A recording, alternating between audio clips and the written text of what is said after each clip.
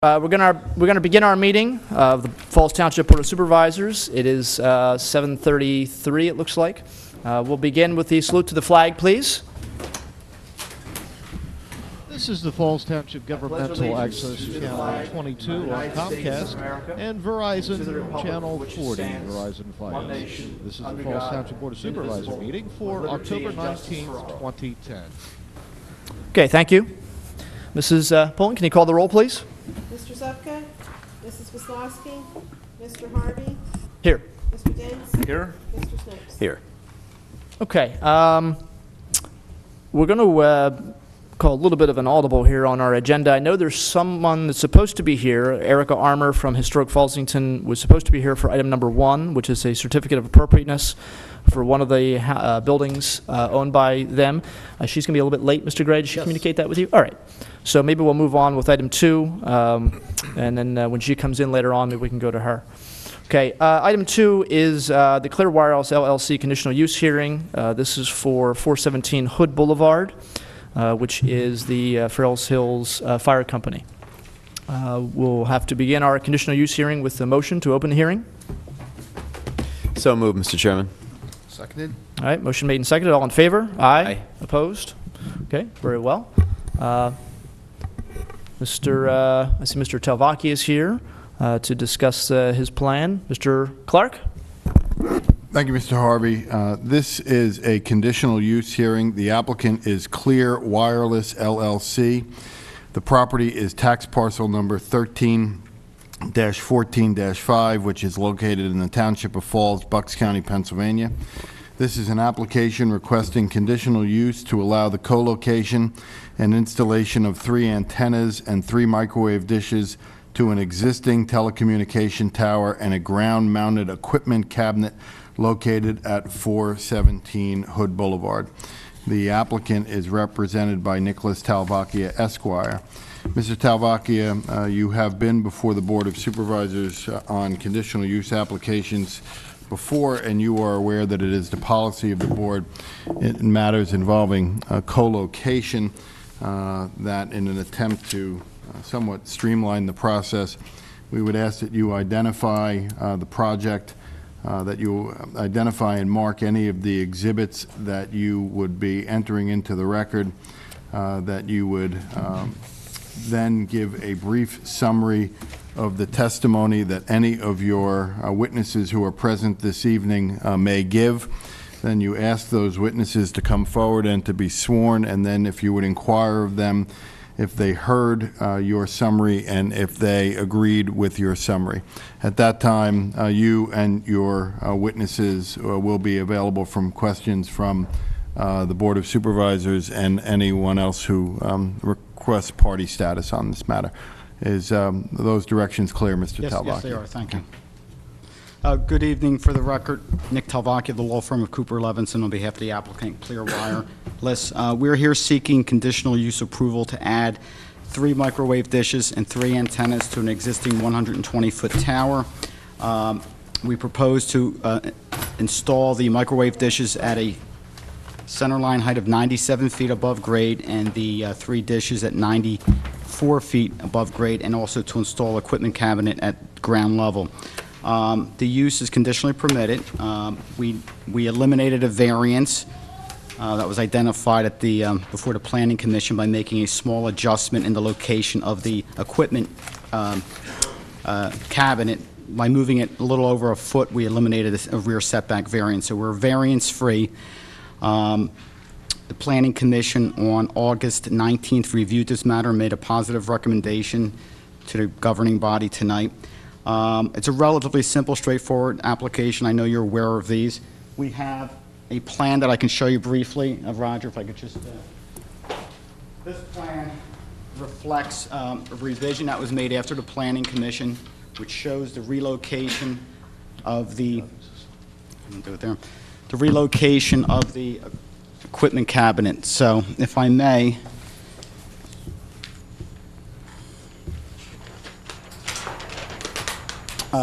looking at sheet Z1, Z as in zebra, the existing installation is at the rear of the property.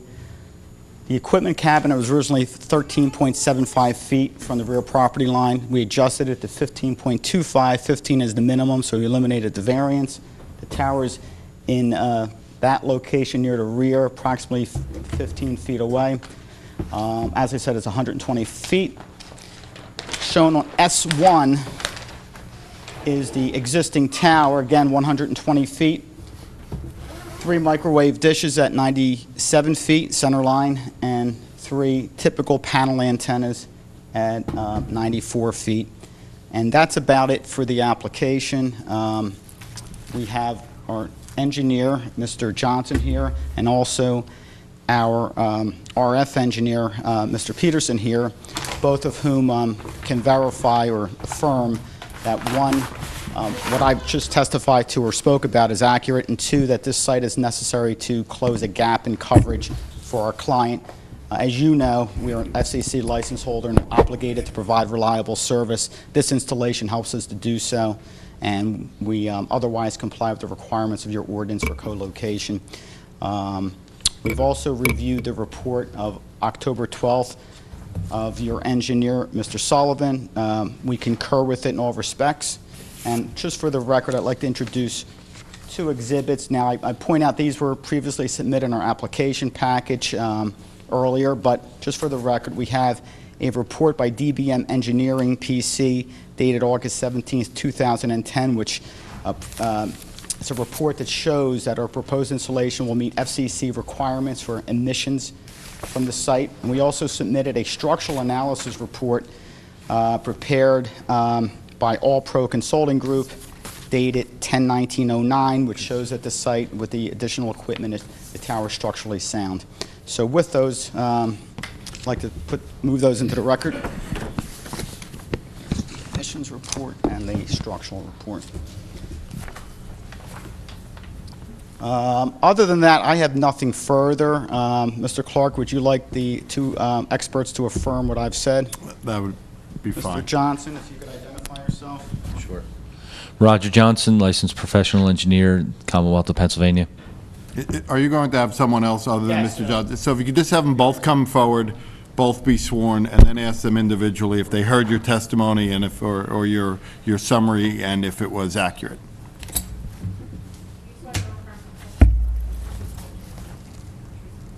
I do.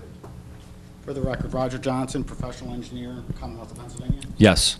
You heard my description of the cabinets, its location, and the proposed antenna installation. Was that accurate? Yes, it was.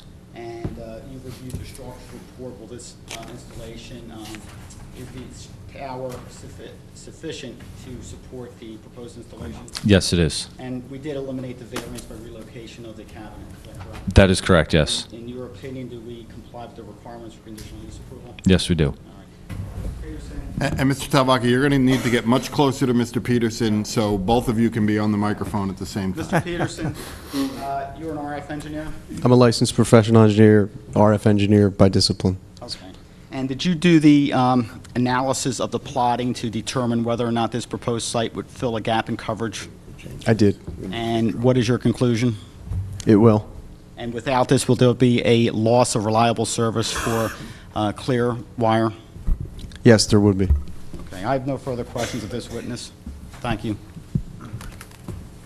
Okay. All right, we'll go to board members for comments and questions. Mr. Snipes? I don't have any questions, Mr. Chairman. Okay. Mr. Dents? No, no questions. Okay. I'll point out that we do have a review letter from the fire marshal as well as one from our traffic planning, or from our traffic engineers, traffic planning and design. They both have no issue with this particular plan. And just so, I guess to remind people, we're so used to seeing co-locations in these towers, and we're associating it with cell phones, but clear wire is High-speed internet service. higher speed wireless internet. Okay, and you've done several of these. I think is it 8 of these? Is it? 8 of these in this township in the last 18 months or so. Okay, all right. So obviously looking forward to setting up a network, and you do see start more of the commercials Right. periodically. So, Mrs. Wisłowski? I have no opinion. I read the material. I was 4 minutes late. I'd like the secretary to notice. They just don't wait when I'm 4 minutes late, but we wait 15 minutes for the other guys if they're not here. No opinion, thank you. Thank you. Okay. All right. Mr. Clark, any comments or questions from you? No, Mr. Chairman. All right. Mr. Sullivan, anything from you? No, Mr. Chairman. Okay. All right. I think we have to open up for public comment if there's any, and then we have to close the conditional use hearing first. Correct, Mr. Clark? That's correct, Mr. All Harvey. right. So is there a motion to close the conditional use hearing? So moved. Second. All in favor? Aye. Opposed? Okay. Is there any public comment needed? See no hands. All right then. So we're looking for a conditional use hearing for Clear Wireless LLC at 417 Hood Boulevard, tax parcel number 13-14-5. Is there a motion to grant the conditional use? So moved, Mr. Chairman. Seconded. All right. Motion made and seconded. Mrs. Pullen? Mrs. Wislowski? I abstain. Mr. Harvey? Yes. Mr. Dents? Yes. Mr. Snipes? Yes. Okay. Thank you very much. Have a Thank good you. evening. Thank you, Mr. Tavakia. All right. I see Brenda, do you want Ms. Armour from Historic Fallsington is still not here yet, so we're going to we'll move on with item 3, and then when she comes in, we can go back to item 1.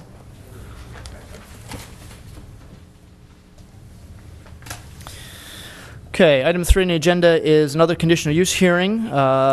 This time I believe it is for cell phone use. And it is for Open Range Communications Incorporated, and this is on a water tower at Tyburn and Newbold Roads, tax parcel number 13-47-34-4. Okay, bless you. We'll entertain a motion to open the conditional use hearing. So moved. Second. All in favor? Aye. Opposed? Okay. Mr. Clark? Thank you, Mr. Chairman. This is a conditional use application. The applicant is Open Range Communications, Inc. The property is tax parcel number 13-47-34-4, located in the Township of Falls, Bucks County, Pennsylvania. This is an application requesting conditional use to allow the installation of wireless communication antennas and related equipment on the existing water tank, along with the placement of ground equipment within a landscaped screen adjacent to the water tank within the existing compound located at Tyburn and Newbold Roads. The applicant is represented by Richard Lemanowitz, Esquire. Mr. Lemanowitz, it has been the policy and procedure of this board for conditional use applications involving co-locations that we would ask that you identify the project and identify any exhibits. We would ask that you then give a brief summary of the testimony that any of your witnesses would give if called upon to testify, and then ask your witnesses to come forward to be sworn, to identify themselves, to ask them if they heard your summary and whether or not they agreed that your summary was an accurate representation of what their testimony would be. Do you understand that procedure, Mr. Yes, I do. Lemanowitz? Right. Thank you. Okay. Very good. The applicant is Open Range Communications, and as requested by your solicitor, I do have 6 exhibits that I'd pre-marked and I'd asked be made part of the record. I'll read them briefly into the record. The first exhibit, 1, is a copy of the application submitted by Open Range Communications in support of this application. Exhibit A2 is a copy of the executed lease agreement between the applicant and the owner of the existing water tank located at Tyburn and Newbold Road. Exhibit 3 is a copy of the applicant's FCC license. Exhibit 4 is a copy of the antenna RF data. Exhibit 5 is a copy of the site plan and elevation drawings with a revision date of 8/27/2010. And Exhibit 6 is a sealed structural opinion letter for this application. I do have with me this evening 2 witnesses, the applicant's radio frequency engineer as well as the applicant's professional engineer. Again, the applicant is Open Range Communications. They are licensed by the Federal Communications Commission to provide wireless communications service in Falls Township, Bucks County, Pennsylvania. Much like the prior applicant, Clearwire, Open Range does provide high-speed internet data service. In this particular application, they are proposing the installation of 1 microwave dish antenna on an existing 183-foot tall water tank. This antenna will be installed at an elevation of 130 feet above ground level. In addition to the antenna, there will be 1 equipment cabinet located on the ground that will be attached to 2 posts that are buried with footings. The equipment cabinet is required for the operation of the 1 microwave dish antenna. These antennas are required for the reliable operation of Open Range's wireless communications network. When operating, they will comply with the FCC's guidelines for what is known as human exposure to electromagnetic fields. The existing water tank does have sufficient structural capacity, as evidenced by Exhibit 6, to accommodate this one microwave dish antenna. Again, there will be no expansion of the compound that surrounds the water tank. There will be no increase in the height of the water tank. And pursuant to the terms of their FCC license, Open Range is required to establish reliable communications coverage in this area. Again, very straightforward installation. I do have my two witnesses. I'll ask them to come forward. Oh, before I get to that, we are in receipt of a review letter dated October 12th, 2010 with 3 comments on it, I believe. The last item is a will comply item with regard to insurance requirements. The first item regarding the lease exhibit, I've offered Exhibit 2 to demonstrate our standing to proceed with the application. And the second item on that letter is a demonstration that we need to install this antenna at this location. I've offered Exhibit 4 to demonstrate that we need to install these antennas on this water tank. Okay. I'd ask Roger Johnson. Share the mic. And your name for the record? Roger Johnson, licensed professional engineer, Commonwealth of Pennsylvania. I'll ask the RF engineer to come forward as well. I'm Hemant Raparthi, RF Engineering, Open Range Communications.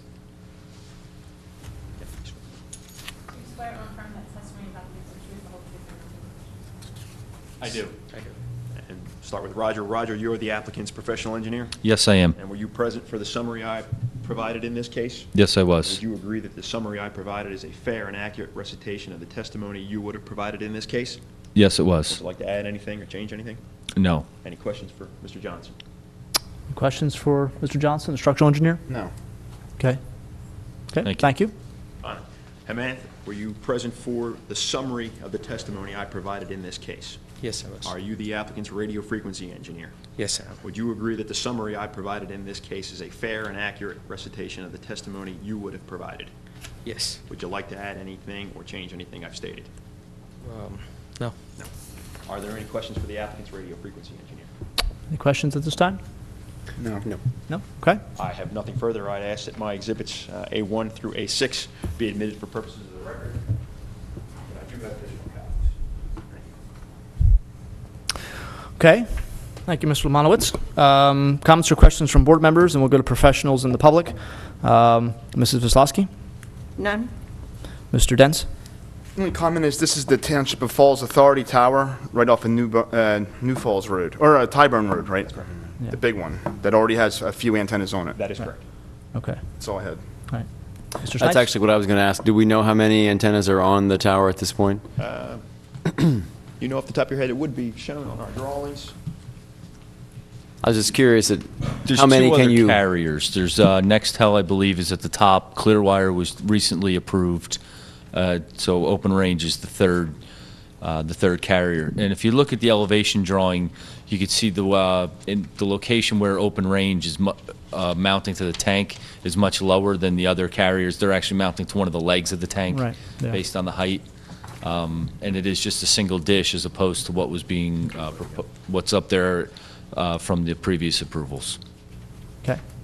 So there are 3 companies involved, and how many actual pieces of apparatus, or how many antennas would you say are there? I believe Nextel had 12 antennas, Okay. and Clearwire was approved, I believe, for 3 dishes and 3 panels. And I don't know structurally how many this tower can hold, but would that be many, many? More than the already loads, the weight is negligible for the increase as compared to the overall size, and obviously the weight of the water. Right. And then also, just as you mentioned, it's the big tank. The wind area that's being increased, or the percentage of wind area is negligible based on the amount of antennas that are being proposed. It's more of a local connection, which is what the drawings would have the connection details, not the overall integrity. The overall integrity of the structure would not be compromised from the number of antennas. I assume our engineer agrees with that? I would agree with that, yes. Okay, thank you. Thank you. Okay. Right. And the only question I have, referencing something Mr. Dents had just said, Mr. Clark, the plans, I believe, show tower owner as Falls Township, when in fact the tower owner is the Township of Falls Authority. Correct? I believe that they do, but I believe that the lease agreement is with the Township of Falls Authority, which is noted in the applicant's, noted in the engineer's review letter. Okay. All right. And a couple of things, I guess my question for Mr. Sullivan. Mr. Lemanowitz noted the first two items in the review letter, your review letter from October 12th, that he's provided evidence of that. Are you satisfied with that? Yes, we're satisfied with that. Okay. All right. Thank you. All right. I don't have any other questions. Mr. Clark, any questions from you? No, Mr. Chairman. Mr. Sullivan? No, Mr. Chairman. Okay. All right. So if no more questions from board members, we'll close the conditional use hearing. Is there a motion? So moved. Seconded. All in favor? Aye. Opposed? Is there any public comment needed? I see none. All right, then. We're looking for a conditional use hearing for Open Range Communications Incorporated on the water tower at Tyburn and Newbold Roads, tax parcel number 13-47-34-4. Is there a motion? A motion to approve? Yes, Mr. Chairman. Okay. Is there a second? Second the motion. All right. Motion made and seconded. Mrs. Pullen? Mrs. Wislowski? Yes, I want to make a comment first. I had a structural engineer as a guest this past week, and we took a ride down there, and he pronounced it more than adequate to do what you're doing. And I want to compliment you for clustering them in one location, because I dislike very much seeing these sprout up like daffodils in the spring. And my vote is yes. Mr. Harvey? Yes. Mr. Dent? Yes. Mr. Snipes? Yes. Okay. All right, Mr. Monwitz, thank you very much. Have a good night. You too. Okay. We'll go back to the top of our agenda here. I see Ms. Armour has come in, and so we'll look at item number 1 on our agenda, which is a certificate of appropriateness for 4 Yardley Avenue, the schoolmaster's house, and this is for new roof shingles. Mr. Gray? Yes. Yeah. As please. mentioned, Well, let's have, yeah, pizza, well, Mr. Gray's, if you just want to. My exhibit. Okay, very good, very good. all right. Go ahead, Mr. Gray. This is a certificate of appropriateness for the board consideration tonight. This is for 4 Yardley Avenue, also known as the schoolmaster's house. They are replacing the existing wood shingle roof with a new wooden set of shingles. This was approved by the HARB board at their meeting on October 4th, and the board is asked tonight to consider this a certificate of appropriateness. Okay. Okay, well, the address is really 14 South Main Street. 4 Yardley Avenue is our address for our office for Historic Fallsington is okay. So it's 14 South Main Street. It's at the corner of Tyburn Road. Right. Okay, it's a small stone structure, and we want to replace in kind cedar shake. But sorry, can you use the microphone? I'm sorry. Oh, I thought Sorry, it sounded better this way. No, sorry, yeah. We want to make sure we get it on tape. Okay. The address is really 14 South Main Street, and it is the schoolmaster's house, and it was originally built in 1758, and it was restored in I'm going to go my 1974 in order to bring it back to its original place, and we use it as an interpretive tool for Historic Fallsington. So since the last time it was roofed in 1974, we really need to roof it, and we want to roof it in kind. It won't be anything different, and I guess that's it. Tom G. Wells, who is a well-respected carpenter in the area and does a lot of restoration work, will be the contractor. And he was approved a number of years ago when the township helped us do our tavern and did some restoration work on that. So we went back to him. So that's all I have to say, really, unless we've been raising funds for it. I did ask to waive the permit fees. I don't even know how much they are, but every little bit helps. I've got funding from Grundy Foundation, and we've got a grant pending from the Bucks County Conference and Visitor Bureau has a new grant out to help support smaller areas, help encourage tourism, and so I applied to them and talked to each of their panel members, and I'm hopeful we'll get something from them. If we don't, we have to dig into some pockets for some of our board members, but we think we can get the project going this fall as long as everything gets approved. Okay. All right. Thank you. Comments or questions from board members regarding this project? Mrs. Kozlowski? Well, You ought to dig into the pockets of some of our board members here, because I'm certainly going to vote for the motion to waive. And I'm also going to make a motion that we approve. I was down there. I love that house. Right, it's beautiful, right? It's a perfect setting for the entrance to Fallsington. Right, like a gateway, yes, okay. Yeah. Thank you. Okay. Mr. Snipes? Yeah, I feel very supportive of this. Of course, it says right here that the Fallsington Quaker Meeting House really owns the Fallsington property. Friends are the owners of the property. So we've discussed it, and we're certainly supportive. I'm a member of that congregation, and we're totally supportive of your continued Thank care you. of the house. And your dad signed the ownership papers. So thank you. Thanks. Please move forward. Mr. Dents? No, it looks like it definitely needs a new roof, so I'm in full support. Yes, Thank you. That's obvious. Yes, I, full support as well. Is there any public comment needed? I don't imagine there'd be any. Okay. All right, then, so we're looking to, Mrs. Kozlowski's already made a motion to grant the certificate of appropriateness for 14 South Main Street, excuse me, the schoolmaster's house. Is there a second? No, my motion also waived the fees. I was going to do that separate. I was going to do that next. But is there a second? already. Is there a second to the certificate of appropriateness? I'll second the motion. Okay. Motion made and seconded. All in favor? Aye. Aye. Opposed?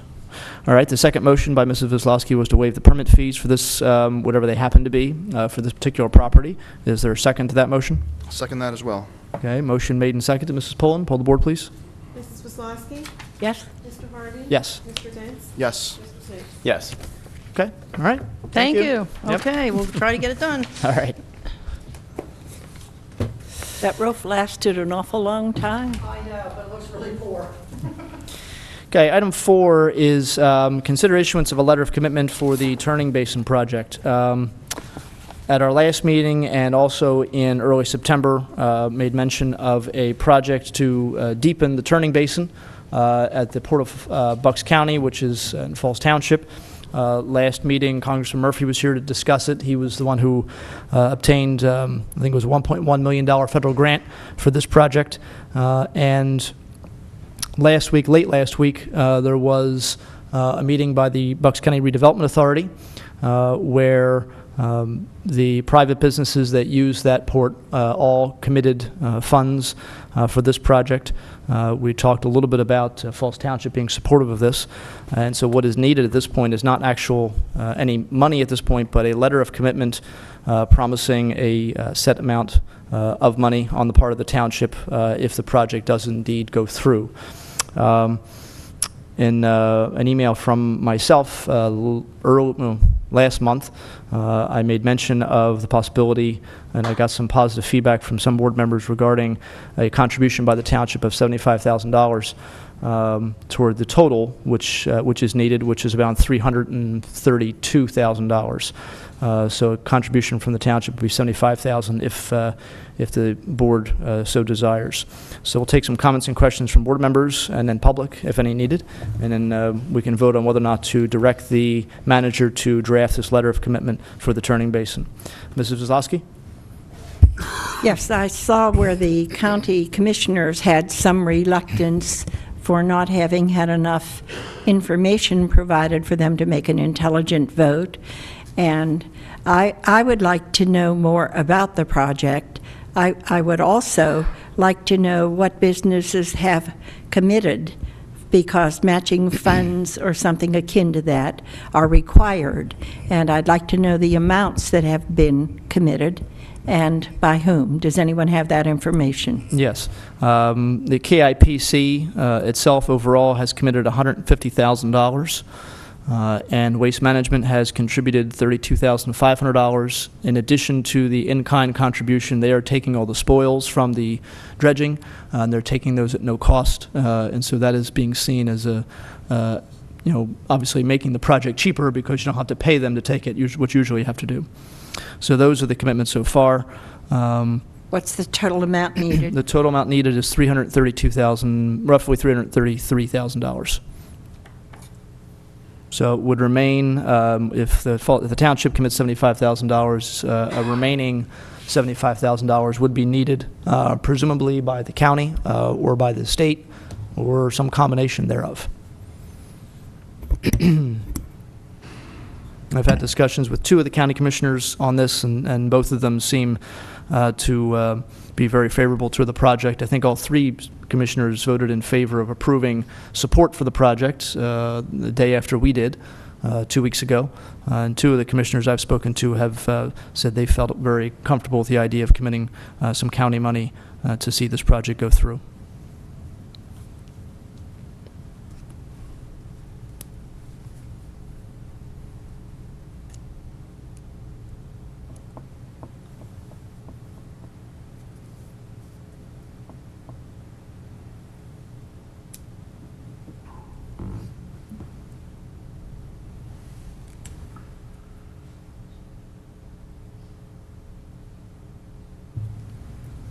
Any other comments or questions, Mrs. No. Wasilewski? Okay, all right, thank you.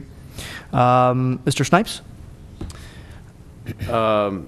Wasilewski just asked the total number, but that was the number that needs to be raised in addition to, was it 1.4 that Patrick Murphy So has there's already secured? the whole project is roughly 1.4 million. Okay, 1.1 million is given by the federal grant, but there has to be a matching component, which amounts to somewhere in the area of $333,000.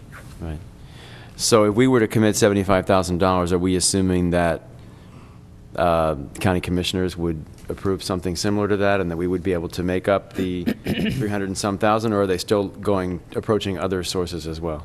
My understanding was originally that the county was going to contribute a good amount of funding. I believe also when Mr. Gray was at the meeting on Friday at the RDA, that there was some discussion of some state money that may come in. I don't know if they had any solid commitment of that yet. I do not believe they have solid commitment at this time. I think they were going to reach out to the state offices and see if maybe they could get some sort of contribution. Right. But somewhere between the county and the state, the remaining $75,000 would have to be raised. Okay. And obviously, if that money's not raised, then, the township is kind of, if no one contributes to $75,000, then, the project doesn't go forward. Right. So we're sort of obviously dependent on everybody else, contributing their part. So right now it's several businesses, Waste, U.S. Steel, and Kinder through the Morgan. KIPC, Right. Kinder Morgan. Mhm. Then it would be the township, the county, and hopefully the state. Yes. So everybody with an interest is chipping something into the pot. Yes. That makes sense to me. Okay. Mr. Dents? I'm just going to repeat what Congressman Murphy said last meeting when he was here, that about $27 million in tax revenue is generated by this port and the business done there. And about $3,700 jobs are affected by the port as well. And this is a time-sensitive project that really needs to get done. Right. I did actually receive an email from a gentleman that misinterpreted my comments during my board comment last meeting. He thought these were going to be new jobs, but these are jobs that are already affected by this port. Mr. Chairman, could you describe just a little bit about the actual project? It's actually deepening the river at that point, and if so, by how many Right. feet? There is a turning basin adjacent to the port itself. It's an area where ships that are coming into that port can turn around and either pull into the port, or if they're pulling out of the port, can turn around to go back downriver. It has, over the years, become sort of, not as shallow, not as deep because of silt that's coming down, just the natural occurrence of the river. I think at the moment it's somewhere in the area of 35 or 34 feet deep, and it needs to be closer to 40. And so that's the hope at this point, is to lower it to 40. I believe the Army Corps of Engineers, which is doing this project, believes that deepening it to 40 will really kind of eliminate the need to have to go back and do this, a lot more in the future. I mean, obviously, silt's always going to come down, or some kind of sediment's always going to come down the river. But this is seen as a very long-term project. Doing this will make the port very much a viable port, more even than now. One of the things I'd mentioned last meeting was the fact that, last year, roughly at this time when I was in Korea, I was talked to a gentleman who owned a business who did business already in Pennsylvania, but didn't really have a port facility in Pennsylvania. And we mentioned this port as a possibility. The members of myself and the other people from Bucks County, Commissioner Cawley and others, mentioned this port as a possibility, hoping to draw some business here. And the first question he asked was, how deep is it? And when we finally were able to give him the information of how deep it was, he said, we can't use that.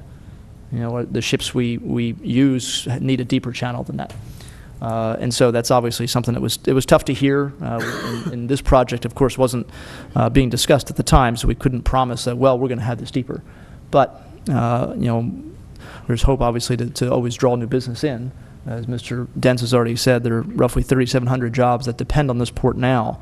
And if it's not made deeper, then that's going to be an issue for those jobs, and also it means less likelihood of future jobs. So that's kind of where the project is. It is slated to be done in the late summer, early fall of 2011, but the process needs to begin very soon. The planning processes and everything else to the Army Corps needs to be set up, and then they can actually start working on it in September of next year. Another question. I know at other times when I've heard about deepening of the river, there have been environmental questions, and some organizations have been concerned about either what is stirred up when this process happens, in the days before the environmental regulation that we have now, and the river was basically used as a dumping ground. Mm-hmm. A lot of things have settled to the bottom of the river. Right. And I'm not technical on this, and scooping it up tends to release a lot of that stuff into the water, or there may be other environmental concerns as well. How do we know as Falls Township that this is environmentally sound? I mean, I assume they have many hoops to go through, but I don't know what those are. Right, I think so, and we know obviously from our own projects, and Mr. Sullivan can confirm this, that before you take any dredge spoils and put them anywhere, you do have to test them, make sure they're suitable to be deposited. Is that correct, Mr. Sullivan? That is correct, and there are a number of hoops they have to go through. The permitting process for this project is well over a year long, and then the project itself takes no more than 2 weeks. Yeah. So from the time that this is approved, it's at least a year before it happens, and then it all happens very quickly after all the environmental conditions have been met and the safeties are in place. Well, I feel like if we're going to commit $75,000 to this, I want this board to be kept fully in the loop with all aspects of it, not just the environmental, but especially the environmental, as we have residents that use the river. Right, sure. Our drinking water comes out of the river, and so I'm hoping that we would, I don't know what kind of regular reports there are, but, we need to have those. Okay. All right, no, I agree. Okay, is there I'd any? like to make a comment. Sure. I think most of the people who know me know that I have 2 kids that graduated from West Point, and a good friend of one of them is in the Army Corps of Engineers. So I'm going to caution, and I'd like the Secretary to put this statement on record, that this board should do a little bit of homework before they leap into that pool. And that's all I'm going to say about it now, but I do believe that we have the responsibility to make sure that this is going to be done to the satisfaction and have it completed so that it serves us well, not some foreign countries who get other grants from us. I know businesses out here where KOIZ was supposed to be doing all kinds of jobs for us, and I hear the same thing over and over again. We're importing people. Well, I have to remind everyone who's listening that this country is in terrible trouble to the tune of $3 trillion, and it's going to take our great-great-great-great-grandchildren to try to bail us out of this Obama mess. And, they just spend and don't have any idea of what they've done to cripple the United States of America. It's all our tax dollars. The bailouts and the health care and all the other abominations that have occurred with the help of some people who aren't very bright, All right, who are okay. in Mrs. Congress. Kozlowski, we're focusing on the turning basin I at know. this point. So and look, do you Mr. Harvey, have- you are not going to silence me. comments? I am doing my job here for my constituents, and I do not like your idiotic interference. All right, well, thank you very much for that helpful That's comment. exactly what the voters Any think. Public comment. I see one hand for public comments, or a motion to approve open public comment? So moved. Second. All in favor? Aye. Aye. Opposed? Mr. Dell? How deep, why can't they go any deeper than 5 feet? Is there any reason they're only going 5 feet? If it's only going to take 2 weeks to go 5 feet, can they go 10 Yeah, feet? I'm not sure of that, to be honest with you. I don't know if it could... Cost us $1.4 million for 5 feet. Well, Six. the boat's already out there, Yeah, I don't know, to be honest with you. I don't know if they start hitting sort of bedrock underneath that, or if it creates some kind of hydrological condition where it starts silt coming down the river, sediment starts swirling in because there's sort of a gap. And I'm not sure. I don't think Mr. Sullivan knows either. No, so. And the ships that you're talking about from when you're dealing with the people in North Korea, how deep did they South need? Korea. I'm sorry, South Korea. Yeah. How Big deep did they need the channel? They needed to be around, I think it was like between 30 and 40 feet. So that's the magic number, 40 feet? It's amazing, yes, the few feet the difference makes. Between 35 feet, the ship, they might not even bother trying to come up there. 40 feet, okay, it's no problem. We'll go and give it a shot. They're running that close? Yeah. And you remember I forget how many years ago it was, maybe 3 or 4, maybe 5 years ago, the ship that got stuck trying to turn around there. And that's one of the reasons why this is such a big Was that deal. where it was stuck? Yeah. Okay. Yeah. All right. So I was just curious, and how often, when's the last time they did this, or have they ever done this? it was done before. It's been several. I think they did a little bit of it then. I think the Army Corps came out and did a little bit of it then. They didn't take it down. I think they just took it down to a level where it needed to be, sort of to get the ships moving, but not really as deep as this. This will take it back almost to the point of what it was when U.S. Steel was in Up full and running? swing. Okay. Yeah. And when will they have to do it again? Do you have any idea? It was years, in the future. It wasn't some. I don't think they know. 15, 20 years. I think it was more like 10 or so. Okay. All right. I just didn't know if they went deeper now, if it's just going to fill back in with silt. I'm not sure of that. I mean, it's the Army Corps' project. They're the ones who have designed it, and they know what they need to do. They've done it before. Okay. So I'm willing to trust them and the job they do. All right. That's all I have. Thank you. All right. Thank you. Mr. Robert.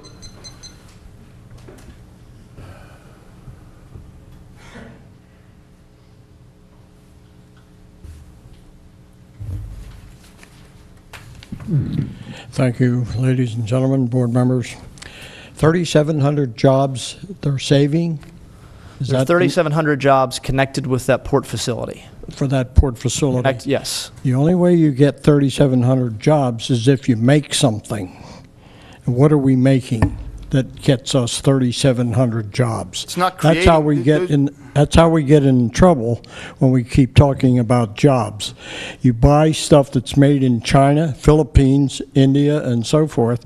You bring it over here, you put it together, and the job is only the installation. Then there is no more job because we don't make the parts that we install.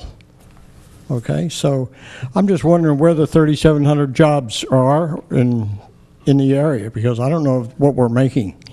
We're not making anything anymore. You go to Walmart, go to any of the stores, and what do you see? Made in China. Try it sometime. Don't go to Walmart. Try and buy something made in the United States. That's the solution. That's And for obviously darn there sure. are things that are made in America. Just which one people have to look and buy what's made in America, and we're all guilty of it. But the jobs there, obviously Kinder Morgan, the port facility has jobs there. There are transportation companies, railroad companies that transport things in and out of that port facility. For Gamesa, for International Salt, there's a fertilizer company down there right now. It's not necessarily just in the KIPC. It's people that are driving vehicles out back and forth, transporting things. It's the people that are on those trains, the Conrails that come in and out and carry stuff back and forth, and the people who work there unloading the ships and loading them up again. I'd like to see you get a record of how many ships came up to that port, how many came up with stuff to dump, or how many went back with stuff to take. We could probably contact Kinder Morgan and Waste Management and try and find out, if there are records for the past year. No, the past 15 years, I think would be better, not just the past year.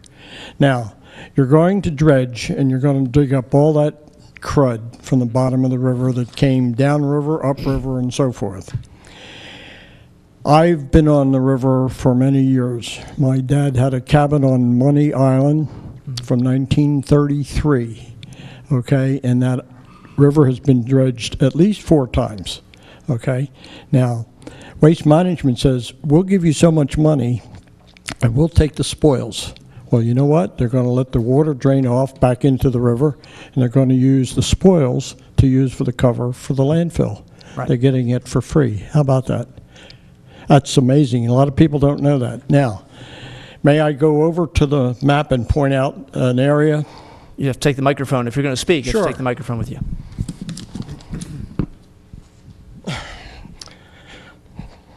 If our cameraman can follow me. The area on this map, right here, used to be called Mint or Money Island. My cabin was directly across the street from St. Clair's Church. Okay? They came along and they dredged the river somewhere in the 60s, and they took away all the wetlands that was back here. You know what's back here now? Dump. Okay? I didn't hear anybody say anything. Of course, I didn't live in Fairless Hills, and I didn't know what was going on. I lived over in Trenton, and we came down here. So they've taken all of that wetlands and made it disappear. They're probably going to take some more wetlands and disappear. But I'm glad that somebody asked for the spoils to be checked before. We'll see how that goes, okay? But depends on where you take the spoils. If the turning basin is up here, I don't know what's up there. Neither does anybody else. I'm sure they'll do it. Remember, you had to do that, let's see, where was it? Way back here where the, where would we put that ramp? That boat ramp right down here, I think? Yes. We had to do some digging there and have it checked. I'd like to see the records on that one. That would tell you what you've got to in your dump, okay? So anyway, ladies and gentlemen, the dredging of the river has been going on for a long time. 40 feet. You get behind one of those large freighters and watch the prop turn up the muck and the mud behind it. Sometimes they actually do hit the mud. It depends on what the draft is on the boat, whether it be 20 feet, 30 feet, 35, and so forth like that. So I wish you luck. I wouldn't give them any money myself, but I'm not on the voting side. Maybe someday. Who knows? Thank you. All right, thank you. Mr. Obert, I'd like to say something to Mr. Obert, please. Mr. Obert, can you hear me? Yes, ma'am. I want to compliment you for your enlightened view of this situation. Usually, when you have something to say on a technical vein, it's something where you've done homework. And I'm very proud to have you coming to these meetings and doing what you do. Well, I appreciate the thanks for that, and I have some more things coming up tonight, too. I hope to enlighten you people on, and you people better start taking back your country here, and your county, and your township. That's the point I make to you. Any other public comment? See no hands or motion to close public comment? So moved. Second? Seconded. All in favor? Aye. Opposed? Just a comment on Mr. Obert's concerns. The dredging and the dumping in the 1960s would have been done before the creation of the Environmental Protection Agency, which was in 1972.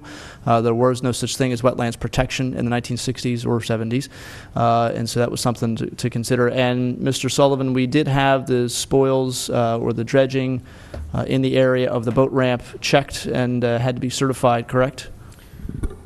We did some soil borings before the dredging is completed, yes. Okay. And everything was okay. Okay. All right. And obviously, if someone wants a copy of that report, I suppose they can contact your office. That's correct. Okay. All right. Thank you. All right. If there's no more public comment needed, what we're doing at this point is considering directing the manager in conjunction with the solicitor to draft a letter stating the commitment of Falls Township to the Turning Basin project and committing an amount of $75,000 to that project should it go through. Is there a motion to that effect? Yes, Mr. Chairman, I'll make that motion. I'll second that motion. All right, motion made and seconded. Mrs. Pullen? Mrs. Wisłowski? No. Mr. Harvey? Yes. Mr. Dents? Yes. Mr. Snipes? Yes. Okay, thank you.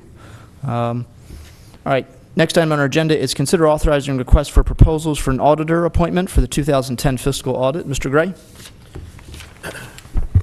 Yes, the township is prepared to send out RFPs or requests for proposals to various local audit firms for an audit of the township's financial records for the period January 1st, 2010 through December 31st, 2010.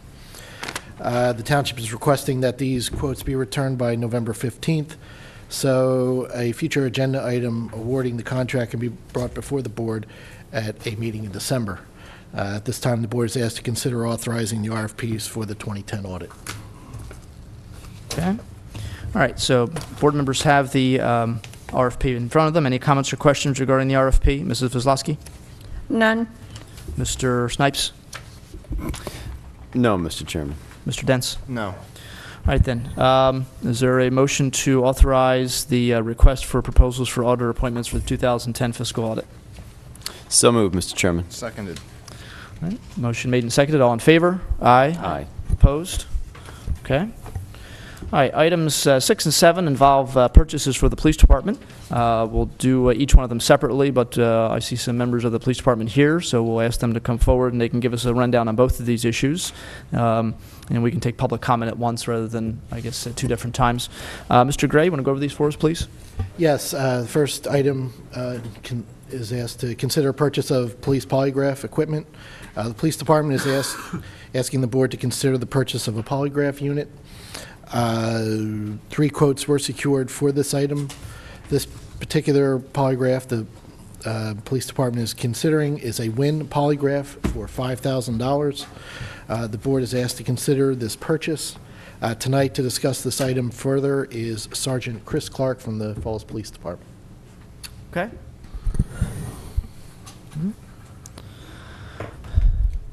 Chris, are we going to be allowed to use it on politicians? I'll vote twice. All right, Sergeant, thank you for coming out this evening. Just give us an idea of why this is something we need and what the, how it's used in the police department.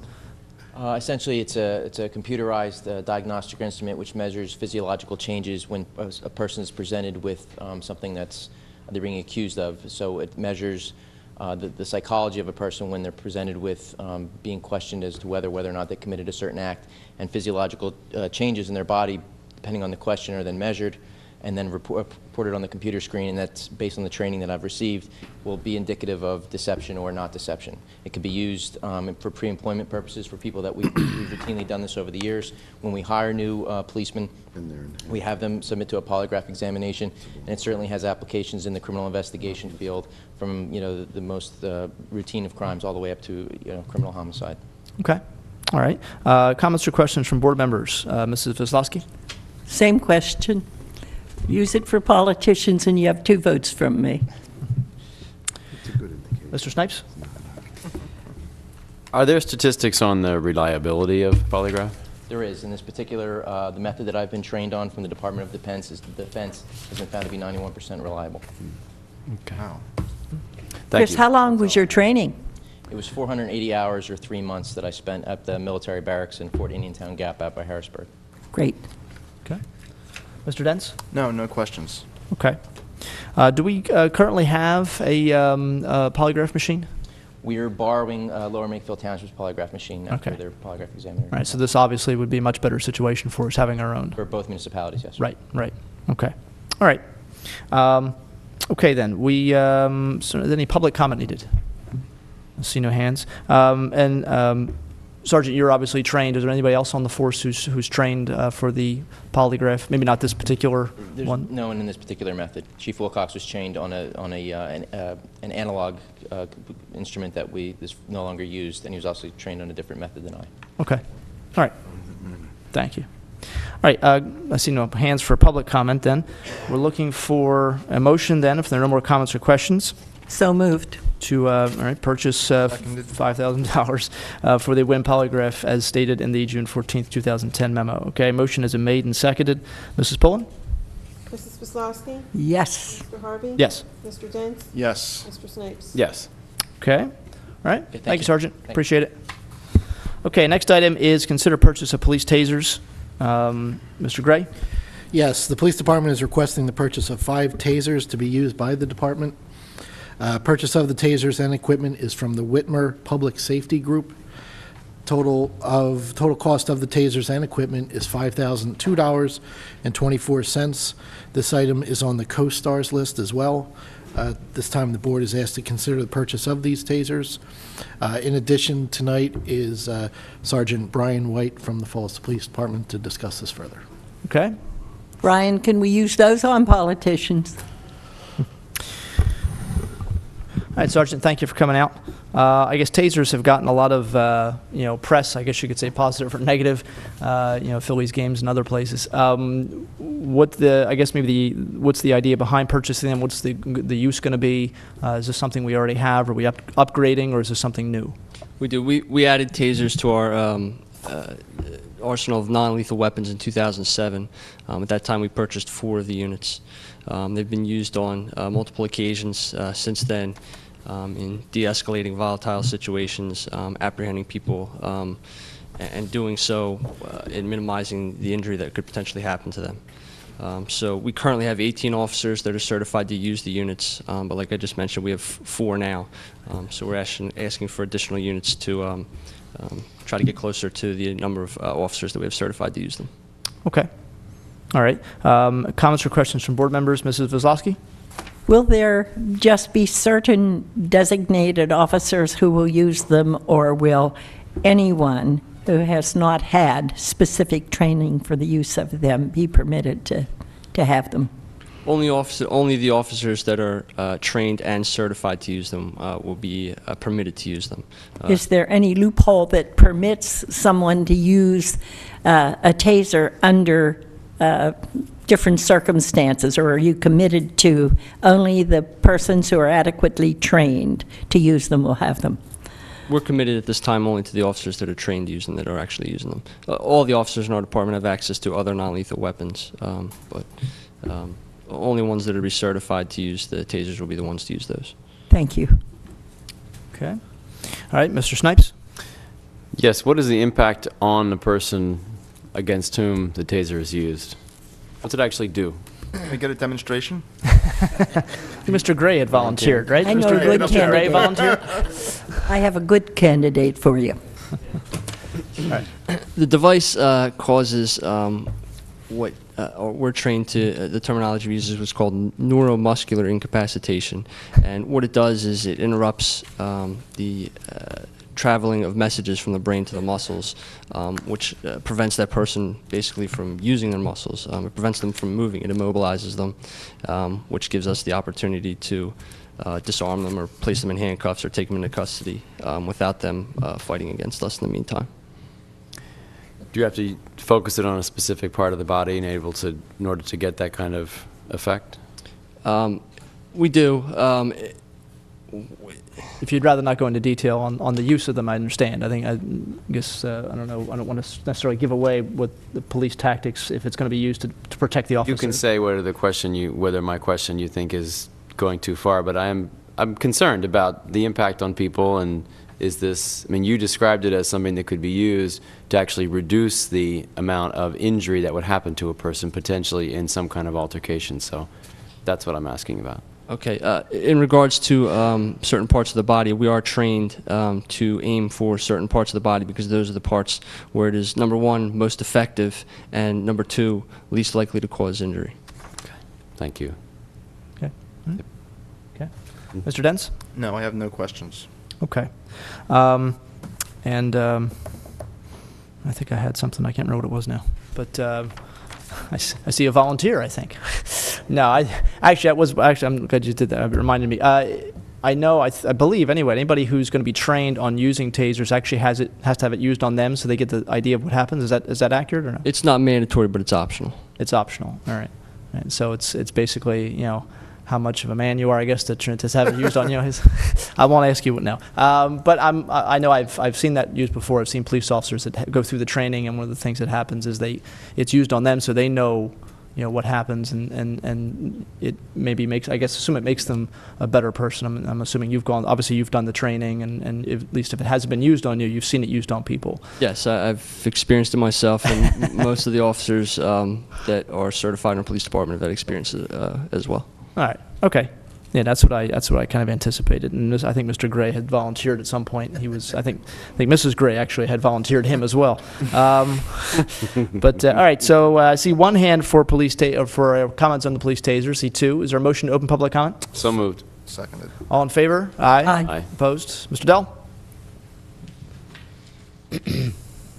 We're only going to get 5. There's 18 guys. We have 4 already. Why are we not getting all 18 guys these tasers? Well, I think at the moment they do have other non-lethal means at their disposal. The decision to go with 5 of them was really something that the chief had submitted. It wasn't a case of them saying, "Can we have more?" and I mean, shouldn't no. Should we off some, maybe ask Mr. Wilcox, like, listen, he's probably working within a budget, I would imagine. Right, sure. Is there someone could ask him, do you want the rest of these for the trained people that are capable of carrying them? Because if you've ever seen them used on TV or whatever, right, sure. It puts these guys out of harm's way. I don't really care about the person on the other end of the taser gun, right. But their other options are, obviously physical contact or clubbing this guy half to death. I'd prefer they shot him with the taser because it protects them. Sure. And if you have an officer out injured on duty, what's it cost the township Right. in the long run? And I'm just, you're going to have a total of 9, you have 18 guys certified. Yeah. And the other question I have is how long does it take to certify an existing police officer with the taser? All right, well, that's a good question. Let's ask Sergeant White to answer that. What's the length of training? It's a 6-hour course. Okay. All right. It's offered periodically, I guess, at different places throughout the year. Presently, I'm certified as an instructor, instructor to train other officers. Okay. All right.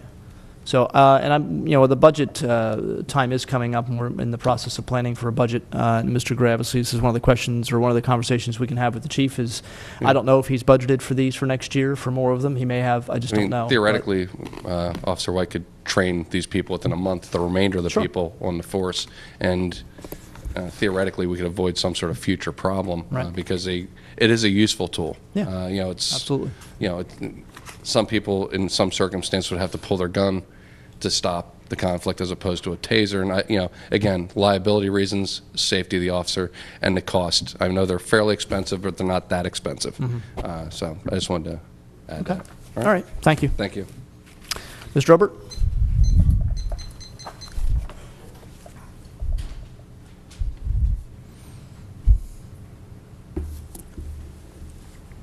Boy, it's hard to get ahead of Andy. That's for darn sure. I think, Sergeant, I heard you say it gives the opportunity you have to get closer to the person that you're going to use the taser gun on. What is the distance that you have to be to make that gun effective? There are different cartridges that the units use, which have different lengths of lead. Presently, we have cartridges that allow us to use the device up to 35 feet away. Okay. Yeah, that's pretty good, but it's funny you should bring this up tonight because just recently I received some email concerning taser guns, and it's been suggested that people that are concerned about attacks and so forth use a very small can of wasp spray.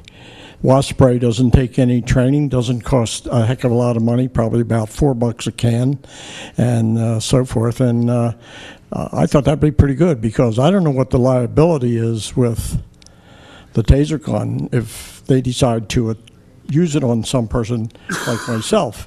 I have a fib and 7 stents and so forth. What are they going to do? Melt the stents? They don't. I don't know that for sure.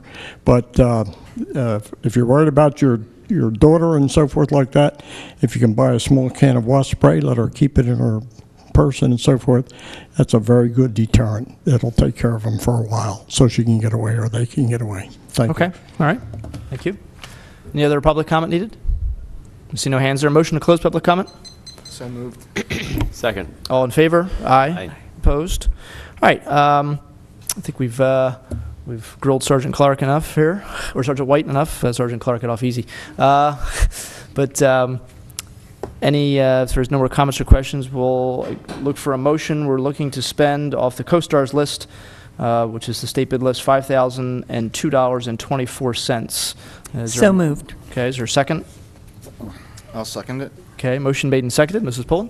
Mrs. Wislowski? Yes. Mr. Harvey? Yes. Mr. Dents? Yes. Mr. Snipes? Yes. Okay. All right. Gentlemen, thank you, okay, for coming out and all the work you did. Appreciate it. Tell everyone to watch Law and Order. Okay, we're up to public comment. And the first name on the list we have is Mr. Obert.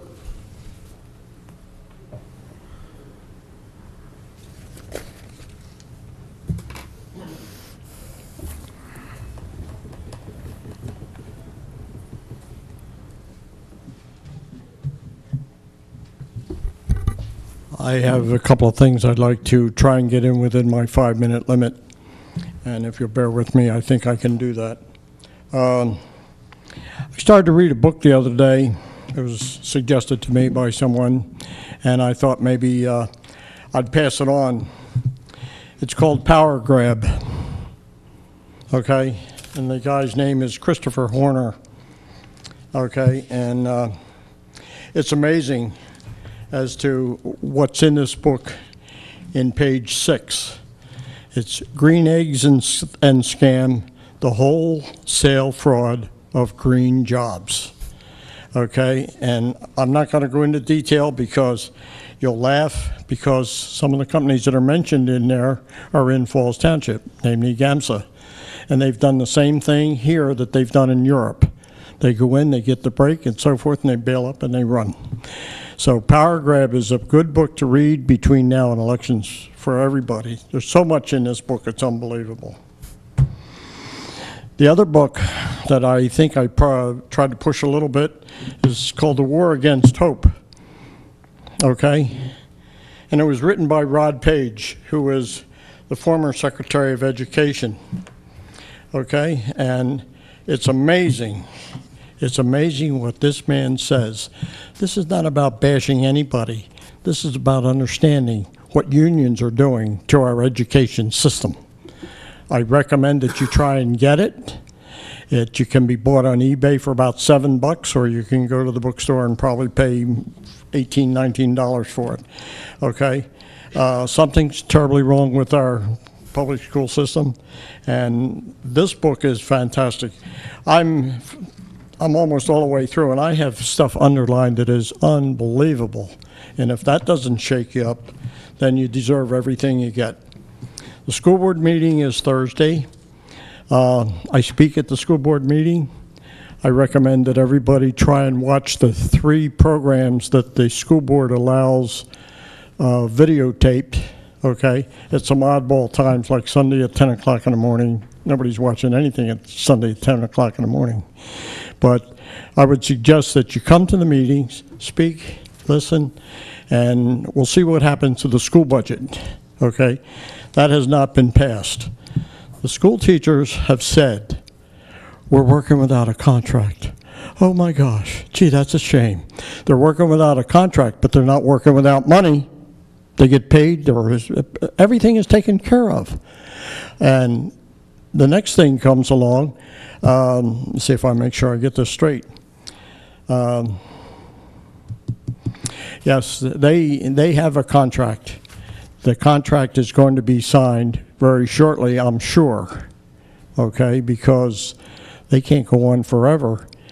Yes, they can go on forever with the same contract they have, and it can stay for years and years and years.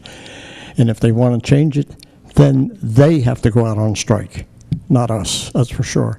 Ladies and gentlemen, if you're watching, this will be on twice a day for I don't know how many times, and I hope that enough people will get it and get to the school board meetings. This is where your money is. This is where it goes. It disappears, okay? But that's the way it goes. Okay, let's make things happen.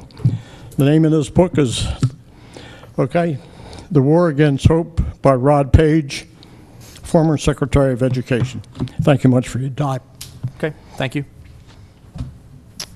All right, those are all the names on the list. So you know the hands, all right? I'm going to speak. Well, Ms. Velasquez, you can speak during board comment.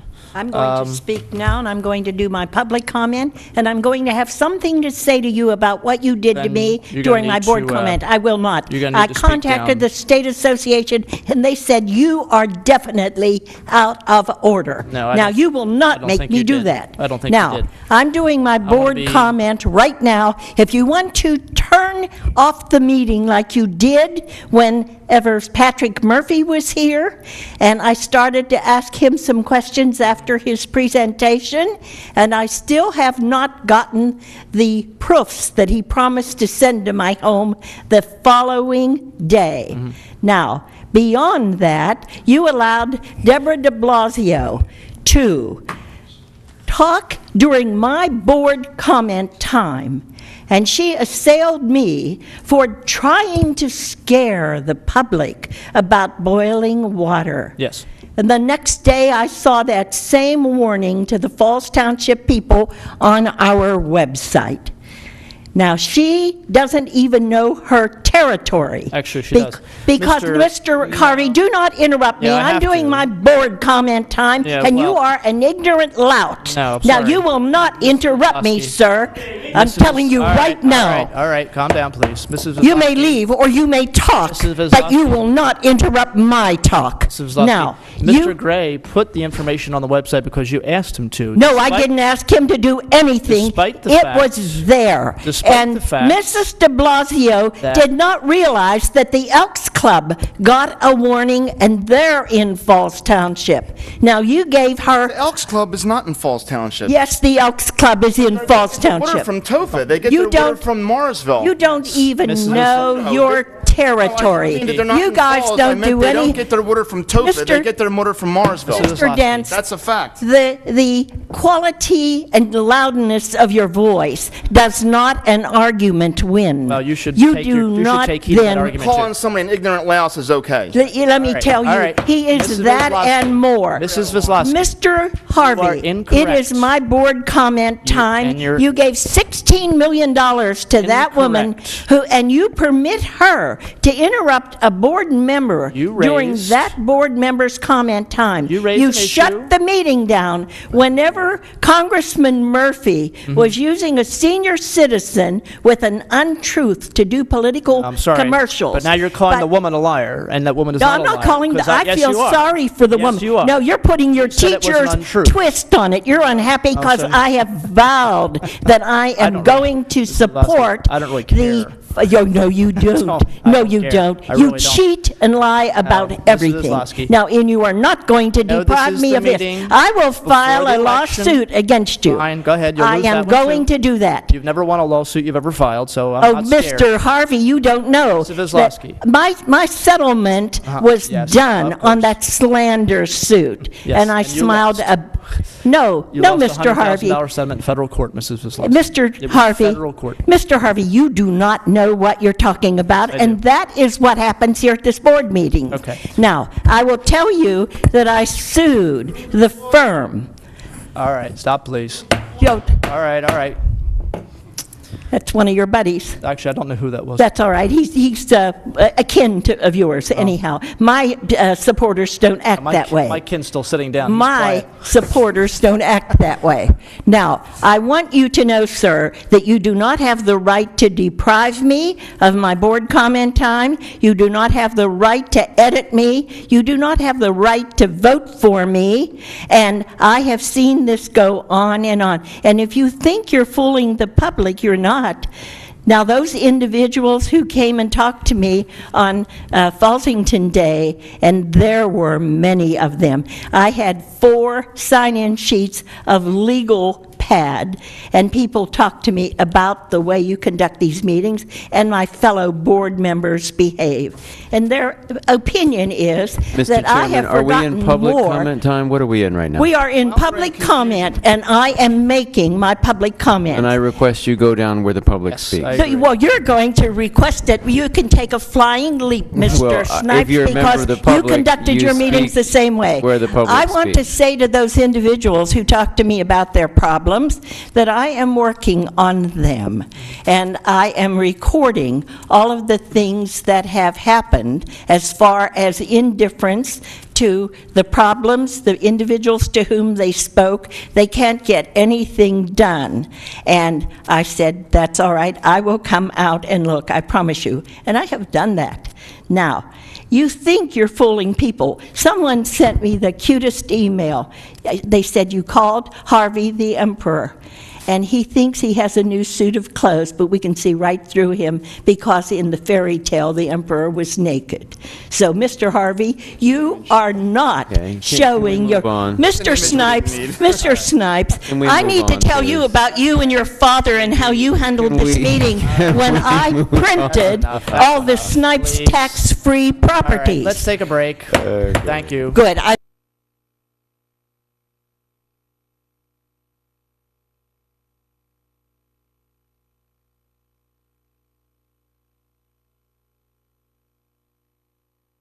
looking at the minutes for October 5th, 2010. Are there comments and questions regarding the minutes? Mrs. Kozlowski? My vote will be no. Okay. Mr. Snipes? No, Mr. Chairman, Mrs. Pullen, excellent minutes once again. Yes, Mr. your Dents? way. Your way. Mr. Dents? No. All right. Questions or comments? No, and I don't have any comments or questions either. Thank you, Mrs. Pullen, for the work you do in the minutes. Is there a motion to approve the minutes dated October 5th, 2010? So moved, Mr. Chairman. Seconded. Motion made and seconded. All in favor? Aye. Aye. Opposed? No. Engineers report is dated October 15th, 2010. Comments or questions regarding, well, actually, I should let Mr. Sorry, Mr. Sullivan, I forgot my usual routine there. If you have any highlights in here you'd like to point out? The 2010 road program is underway. All of the trees have been removed between the curb and sidewalk, and the storm sewer has begun to be installed on Alden Avenue. We had a meeting with the Army Corps of Engineers and the DEP on Friday for the boat ramp, and we are now authorized to start our work in the water. And we have a window of opportunity to work in the water between now and the middle of March. We anticipate the construction in the water of the boat ramp to be done by the end of this year. Okay. Is any of that issue, any of the work with the boat ramp temperature sensitive? I don't think in terms of blacktop or concrete, anything like that? Well, the concrete is somewhat temperature sensitive, but not as much as asphalt would be, and there's not that much asphalt work on the project. Okay. All right. Thank you. All right. Comments or questions regarding the engineer's report? Mrs. Kozlowski? None. Very good engineer's report, Mr. Sullivan. Mr. Snipes? No comment, Mr. Chairman. Mr. Dents? None. I have none. Okay. Is there a motion to accept the September 2010 engineering report, which is dated October 15, 2010? So moved, Mr. Chairman. Second the motion? Motion made and seconded. All in favor? Aye. Opposed? Okay. All right. The bill list for October 19th, 2010 is in the amount of $1,595,448.34. Of that, almost $6 million, approximately 930,000 is salary and insurance. So obviously a big portion is also about $300,000 for fire protection, as well as another $43,000 involved in Parks and Recreation. Comments or questions regarding the bill list? Mrs. Kozlowski? My vote will be no, as usual. Okay. Mr. Snipes? No, Mr. Chairman. Mr. Dents? None. Okay, and I have none. Any comments or questions from the public? I don't see any hands. Is there a motion to accept the bill list or pay the bills, $1,595,448.34? I'll make the motion to pay the bills. Second. Motion made and seconded. Mrs. Pullen? Mrs. Kozlowski? No. Mr. Harvey? Yes. Mr. Dents? Yes. Mr. Snipes? Yes. Okay, Mr. Gray, manager comment? Yes, just one item tonight, just a few announcements from the Park and Rec Department. The annual Children's Halloween Party will be held on the grounds of the Three Arches on Saturday, October 23rd, from 1 p.m. to 3 p.m. There will be refreshments, crafts, a DJ, a magician, a mad science slime demonstration, costume judging, and more. The event is for children ages 10 and under and is free. The family Halloween movie night will be shown at the Oxford Valley Elementary School starting at 7 p.m. This is for families with children ages 12 and under. Door prizes will be given to everyone dressed in a costume. This event is also a free event. The movie that night will be Hocus Pocus. The Falls Township Teen Advisory Panel meets the first Monday of each month at the Falls Township Municipal Complex at 5:30 inside the public meeting room. Anyone in grades 7 through 12 are welcome to join. These meetings include discussions about various events, including events to volunteer for, activities, and discussions on various other topics. If you are interested in joining this group, call the Park and Recs Department or attend the next meeting, which is scheduled for Monday, November 1st. The next Falls Township Park Board meeting will be held also on Monday, November 1st. These meetings are open to the public and are held at the Falls Township Municipal Complex here in the public meeting room, starting at 7 p.m. If anyone has any additional questions or comments, please call the Park and Rec Department at 215-949-9000, extension 220. And that's all I have. Okay. Mr. Gray, the movie night, I don't know if you gave, is that the same date? Is that the 23rd? Is that Saturday, or is that, I don't think you gave a date for that. I know you gave a date for the Actually, costume party. do not have a date for that. We will post it on the website tomorrow. Okay, so it might be, I don't know if it's the same night or not, but okay, I didn't think I heard a date. All right, I have a question for Mr. Gray. yes. When did I ask you to put anything on the website? Well, I think that would be a courtesy to the residents, just to inform them of the... I think it is a courtesy, and I tried to do that. I had my award comment time interrupted, and I was admonished by someone who's not worth one of my clipped toenails. She's so vicious to me.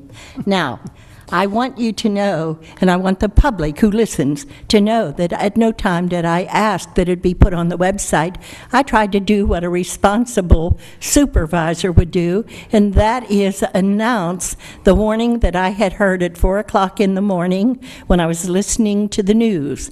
And they had put out a broadcast, and they said that the water should be boiled because of all the rain that had stirred up the river. And you know, that was a harmless thing, but nothing that I do is ever treated with courtesy, and I don't try to be courteous back to these ignorant people who are in the audience and who are sitting up here with me, and the public notices, and I love the fact that they notice and comment. And we will see whenever the next 2 elections occur, now and next spring, and we will find out what the public thinks. And if you think they're stupid, guess again, because they know exactly how to interpret what they're looking at. And I want the 2 gentlemen in the back to know that they're featured in my book, too. Just Semper Fi is. Excuse me. And I have all those posts that you put on the Nitwit Network. Just, Mr. Gray, Mr. Markey did stick his head back here just a little bit. The 29th is the movie night. Okay, just so people out there talked about the movie Hocus Pocus. It's the 29th of October. Okay, is that it, Mr. Gray? Is all you had? That's all I had tonight. Okay. Thank you. Thank you. All right. Okay, board So comments? you see, I didn't ask you, Mr. Harvey. Yeah, Mrs. Veslovsky. I didn't ask you, Mr. Harvey. I was going to wait, You know but that. I'll bring this up now since you insist on it. You brought up the issue of boiling water, and the news report highlighted the fact that it was the Marsville Water Authority that was having the problems. Wait a minute, just a minute. The Marsville Water Authority was having the problems, and anybody who got water from the Marsville Water Authority should boil their water. That's fine. You were telling people in Falls Township to boil their water. Nobody in Falls Township gets their water from Marsville Water Authority. That was the point made by Mrs. de Blasio. That was the reason why I asked her to comment on it, because I wasn't quite sure. She's your political cohort. Doesn't matter. She knows the system better than you do. Oh, no, she doesn't. Well, apparently she does. I've been around for 46 years. She's the Johnny-come-lately that was given $16 million to squander. Zelensky, you're the one telling people to boil water from the Marsville Water Authority. And I have the documentation for it, Mr. Harvey. You lie about everything. From Marsville Water Authority. You lie about everything, That was the and you point they were twist trying it. to make. Mr. Harvey, no, that was not a local thing. And Jack it Dethorn, was. my good friend, is From the Elks president Club. of the Elks. Which, as Mr. Dents just pointed out, gets their water from Marsville Water Authority. Okay? I'm not, So you know what? that was the issue. I don't think that it's appropriate to shoot someone who's committing suicide, and that's you. Oh, that's so fine. I'm All right. ending the discussion. Okay, that's fine. All right, board comment time. Mr. Snipes? Thank you, Mr. Chairman. A couple comments that I've received recently from residents, and I'll just pass them along to the board and also to you, Mr. Gray. I think I left a telephone message to this effect, that one resident talked to me about the parcel of open space that we own across from the post office, saying at the front of that, where it borders the road there, borders Trenton Avenue, is West Trenton Avenue, is kind of rangy looking. Part of the ranginess is the knotweed, the Japanese knotweed that's growing along the side of the road. And if any of you are familiar with knotweed, you know that it's a real pest. And once it gets rooted in your area, in your yard, it's close to impossible to get rid of. You can dig up the root, but you have to really destroy that root. You can't put it in your compost pile. It's going to sprout again. You can't throw it on your neighbor's property. It's going to sprout over there. It has to be disposed of, burnt, or put in your trash collection. So the idea that we're going to get rid of the knotweed that's growing along the road there in our open space is probably not going to happen, but we at least can mow it back. If you keep hitting it, eventually you may knock it back to a certain degree. I've heard that I've seen areas where it's sprayed, doesn't kill it, it knocks it out for a while, it will sprout back up again. I've heard if you inject something directly into the root, you can kill it.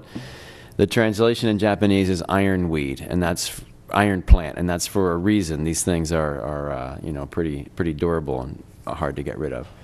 And I know we've talked about this in other areas of the township as well, but we need to put a little attention to that area across from the post office. It might be something we forget about from time to time, but there is trash along there, and also the look of the front of it. The other area was a resident approached me and said that people in in Queen Anne Park are cutting trees and running ATVs through there.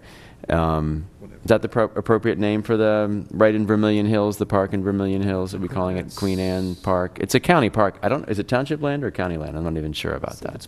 Yeah, I'm not sure either. Well, the park that's, where the playground is, between the sort of two sections of Vermilion Hills? Across from this, across the street. There's a whole wooded area. I think it's maybe 13, 12, 13, 15 acres. Is I believe so, yes. I think that's ours. I'm going to have to check on that. I think that's ours. So it's just I heard from one resident that people are running ATVs through there and are cutting down trees to make trails through. And nothing against people that have recreational vehicles, but you need to use them in the areas that are designated for that. Right. So that's two comments that I heard. Okay.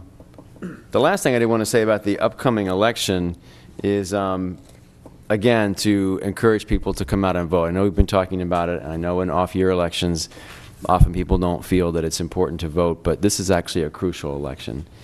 There was a comment made earlier about the Obama administration, something, I won't even repeat it, disrespectful toward the president. And even when Mr. Bush was in power, although I didn't agree with his positions, I didn't make fun of his name or make disrespectful comments.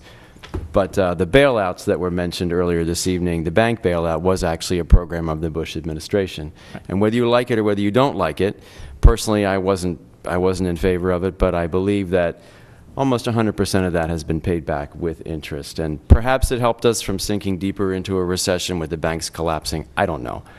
But it was a program of the Bush administration, and you can have your opinion of it, but you can't pin it on Obama. Maybe you think it was useful or not useful, but it was not an Obama administration program. Personally, I feel like we need to give this president a chance, and we need to not be disrespectful toward him or his office, and also to help put people in Washington who can begin to work together. This is probably the most divided Congress we've had in probably decades.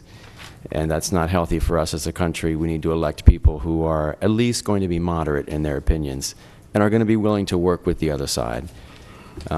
This is a crucial election, I think, to bring us together and not to divide us further and further and further apart. And to give our president a chance. Maybe his programs won't work, but we know what happened under President Bush actually didn't work for us as a country.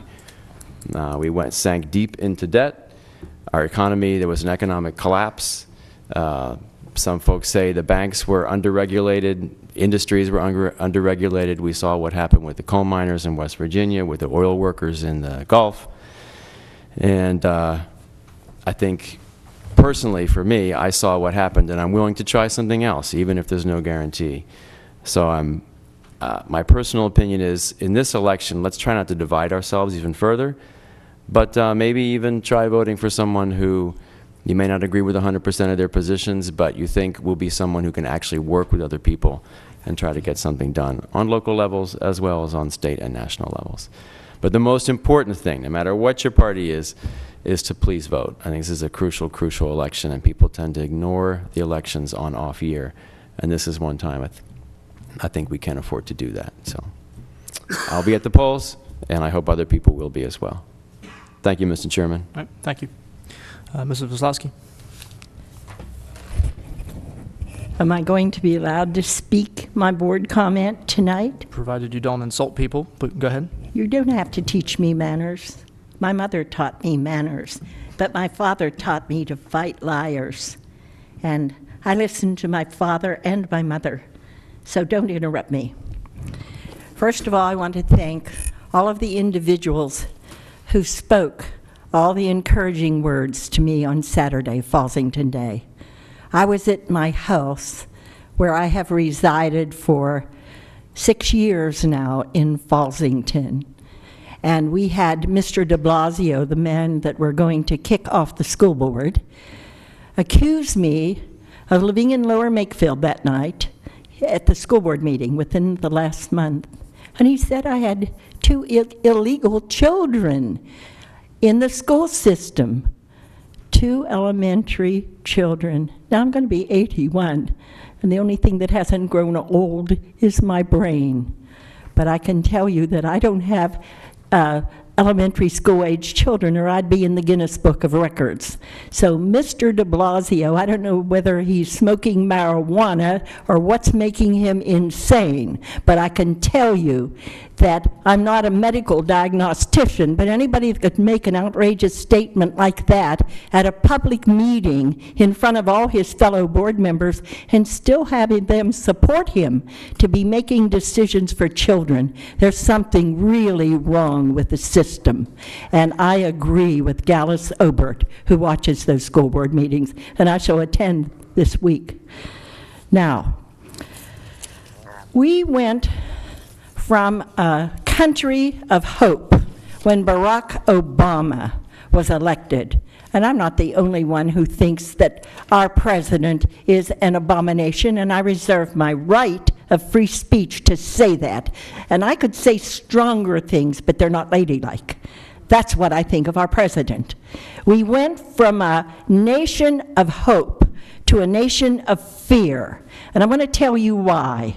And I made it clear that I understand mathematics very well. I took trigonometry and calculus, and I can work the numbers. So I'm going to give you believers in Obama, in this horrible system that we're in. And of course, all of the polls are wrong. All these Tea Party people that are in rebellion, they're supposed to be the wrong ones. The Obama supporters who are blind and don't do any numbers or research, they're the right ones. I choose not to follow them. So let me give you easy numbers. You start on the day that Jesus was born. That is just a known axiom in history. Day 1, year 1. That's how we count our calendar. And we are in year 2010 right now. So if we spend $1 million every day since the day of year 1, then we get up to 2010, and we don't fail 7 days a week, $1 million every day. We still have not spent $1 trillion. So I took out the rest of November. I geared this on Election Day, November 2nd, and I subtracted the 28 days, because there were 28 days left in November, and I subtracted the 31 days in December. And for those of you who think that's wrong, remember the little ditty we learned in grade school, 30 days has November, or September, April, June, and November. All the rest have 31, and then it goes on to tell about how to compute leap year. Now, so I did those numbers. We haven't spent $1 trillion. We spent exactly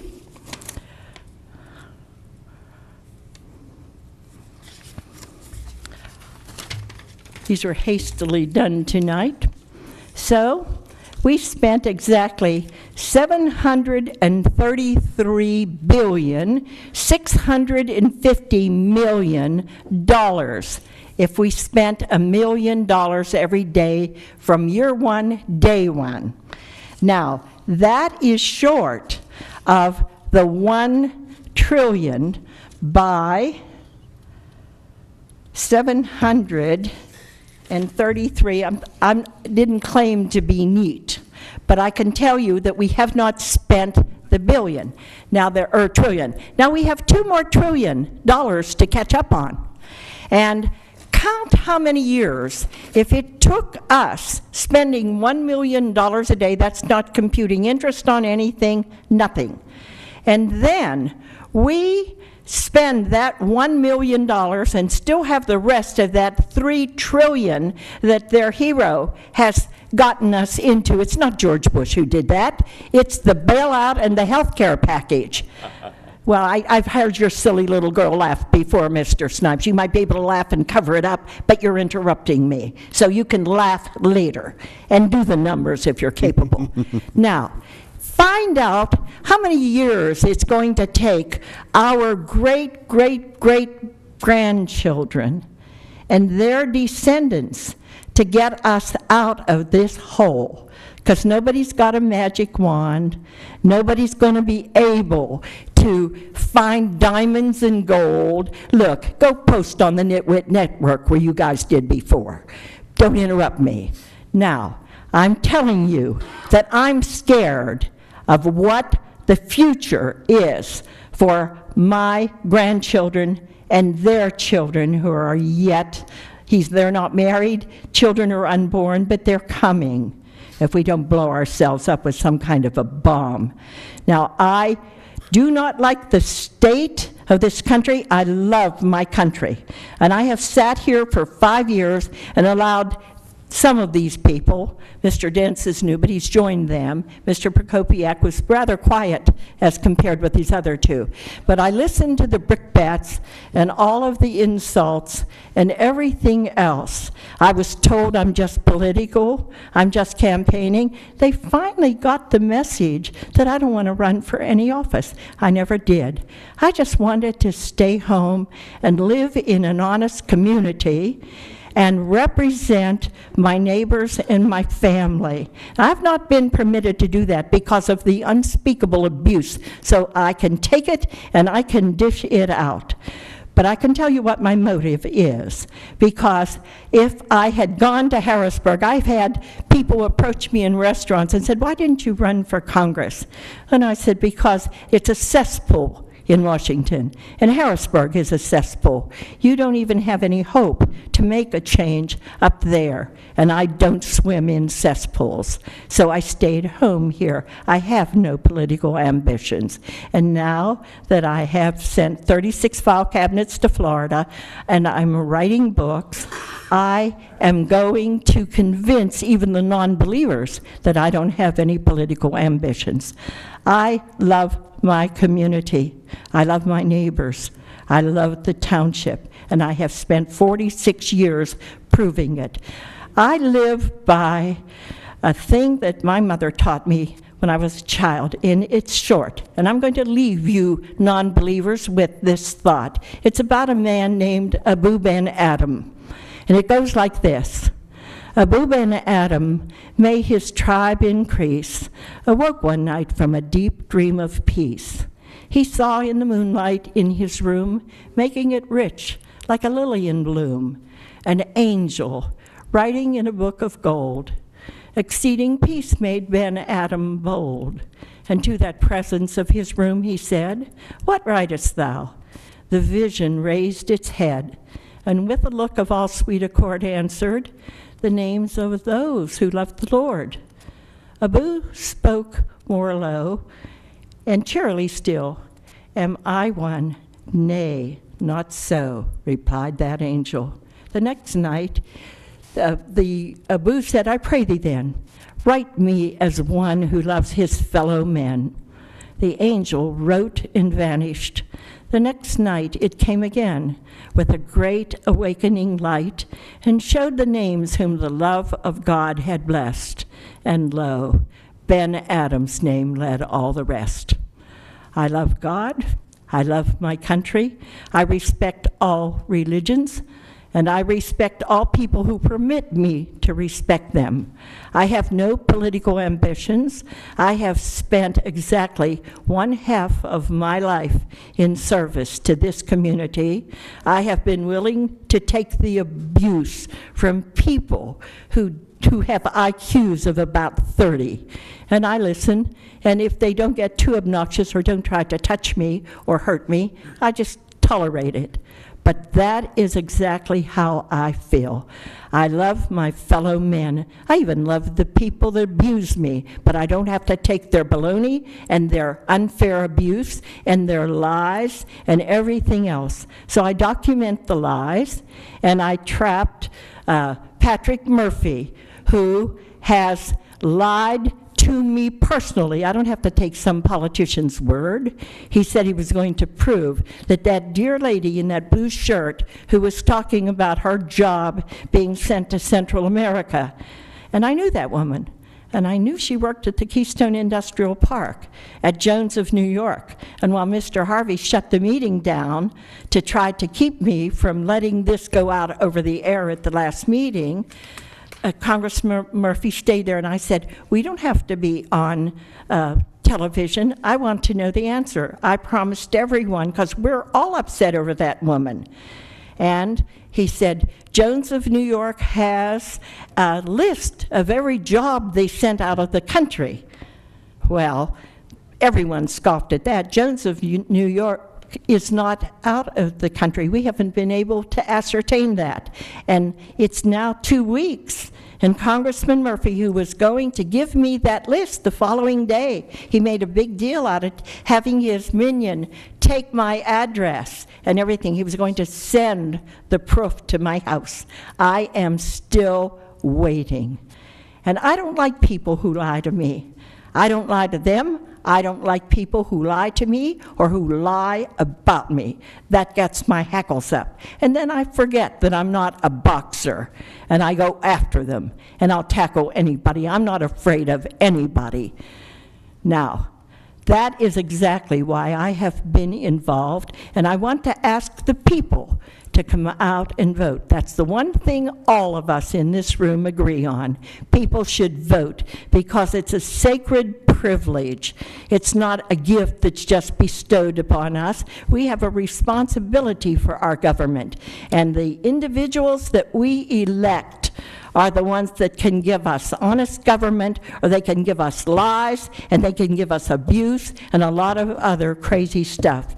And I sit here and say, go ahead, just pour it on. I'm more like Abu Ben Adam. I love my fellow men, and I believe that God loves me, and I don't care whose religion. I go to ecumenical churches. I do not go to any one religion. I love all creatures. But it's difficult to like them sometimes, I can promise you that. Now, I'll do the finale by saying, I will come back from Florida to lead the fight to elect good school board members, not the Wayne de Blasios who come off half crazy at a meeting.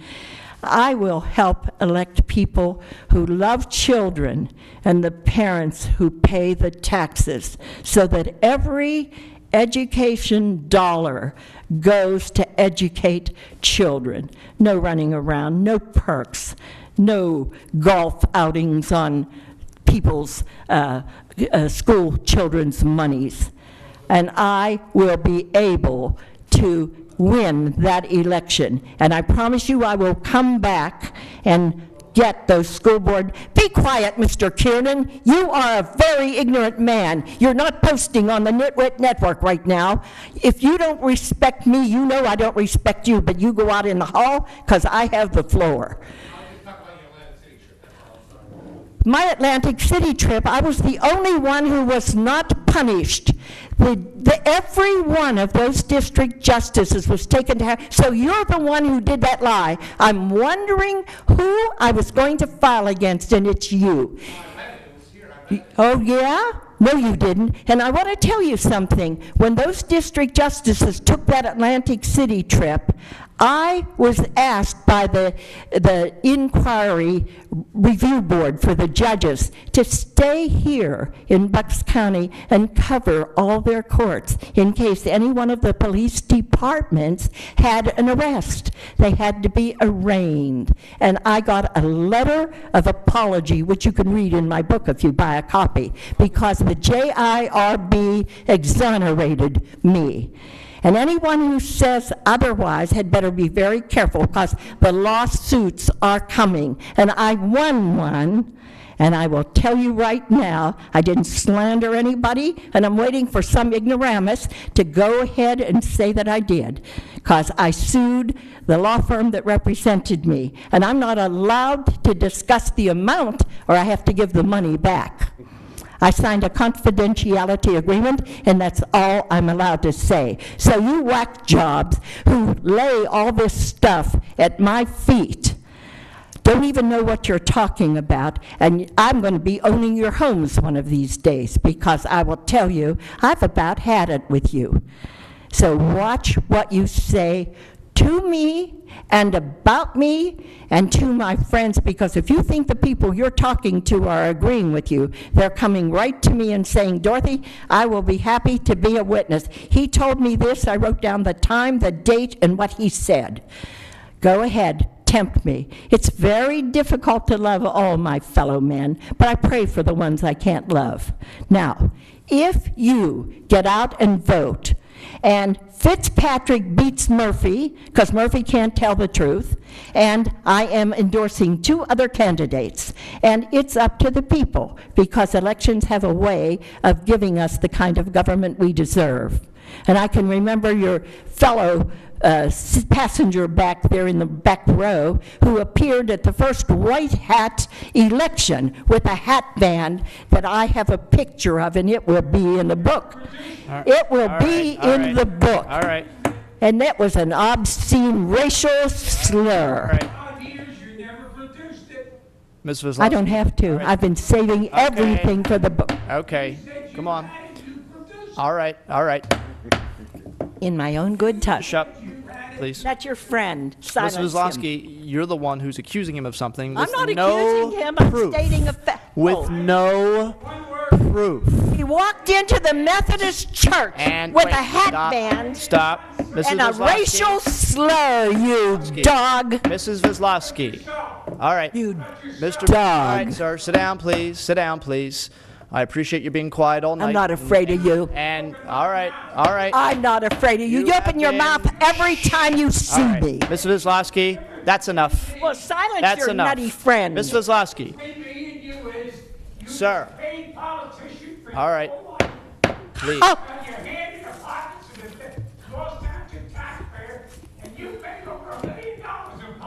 Oh, All right. All right. Oh, boy, you're on tape, sit down, too. please. I'm going to give Sit you a down. chance to prove it. Sit down, please. Thank you, Mr. McGoldrick. Lot of Thank you, Mr. McGoldrick. All right. Please, sit down. Say it again, louder. A lot of accusations and no proof, so. Mr. All right. Harvey, you would be surprised. Well, I'd like to see You're it a at some school point. teacher, I'd like to see Mr. it. Harvey. How much do you make? I'd like to I'm see going it to at go to some the point. tech school and get Go the ahead. salary schedule there, too. Go ahead. It's public. All right. Okay. I make $4,000 to put up with the people like you. All right. $4,000 a year. Hang on, please. I spend more than that on gasoline. All right. Mr. Dents. I think they're finished with me now. Mr. Dents. Over the past few months, we've heard talk of the Challenger Field at Levittown Continental. On Sunday, I was invited down there for a small ceremony and to watch a baseball game. And it was amazing to see these handicapped kids. They were able to play on this field. All of them were having fun. They had huge smiles on their faces. And it was nice to be able to say that I was part of getting that finally finished, the Challenger Field. I received an email about some comments that I made about the KIPC and the thousands of jobs or hundreds of jobs and myself working there, and apparently I wasn't clear.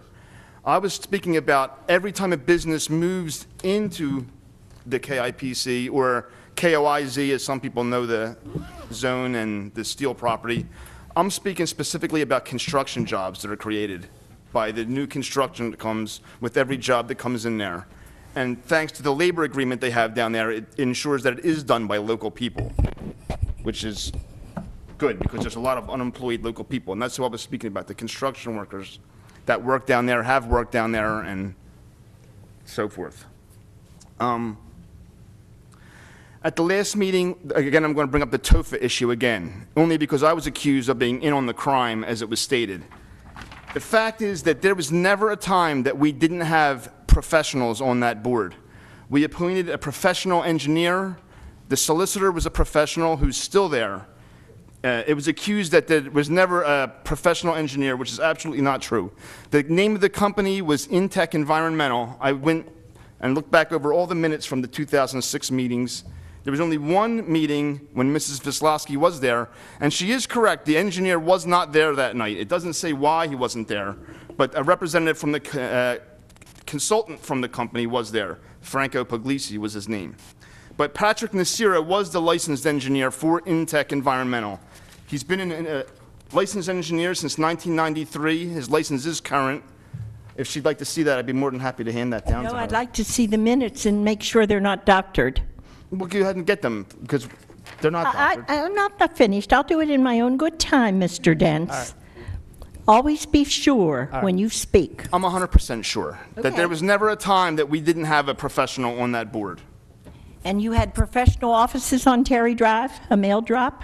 I don't know where they're, yeah, that might have been an office they had, sure. No, it wasn't an office. I checked it out. It was a mail drop. There's You nothing were wrong on with the, that. no, you were on the board. You should have Their known office was whether in you had an Robbinsville, office. New Jersey.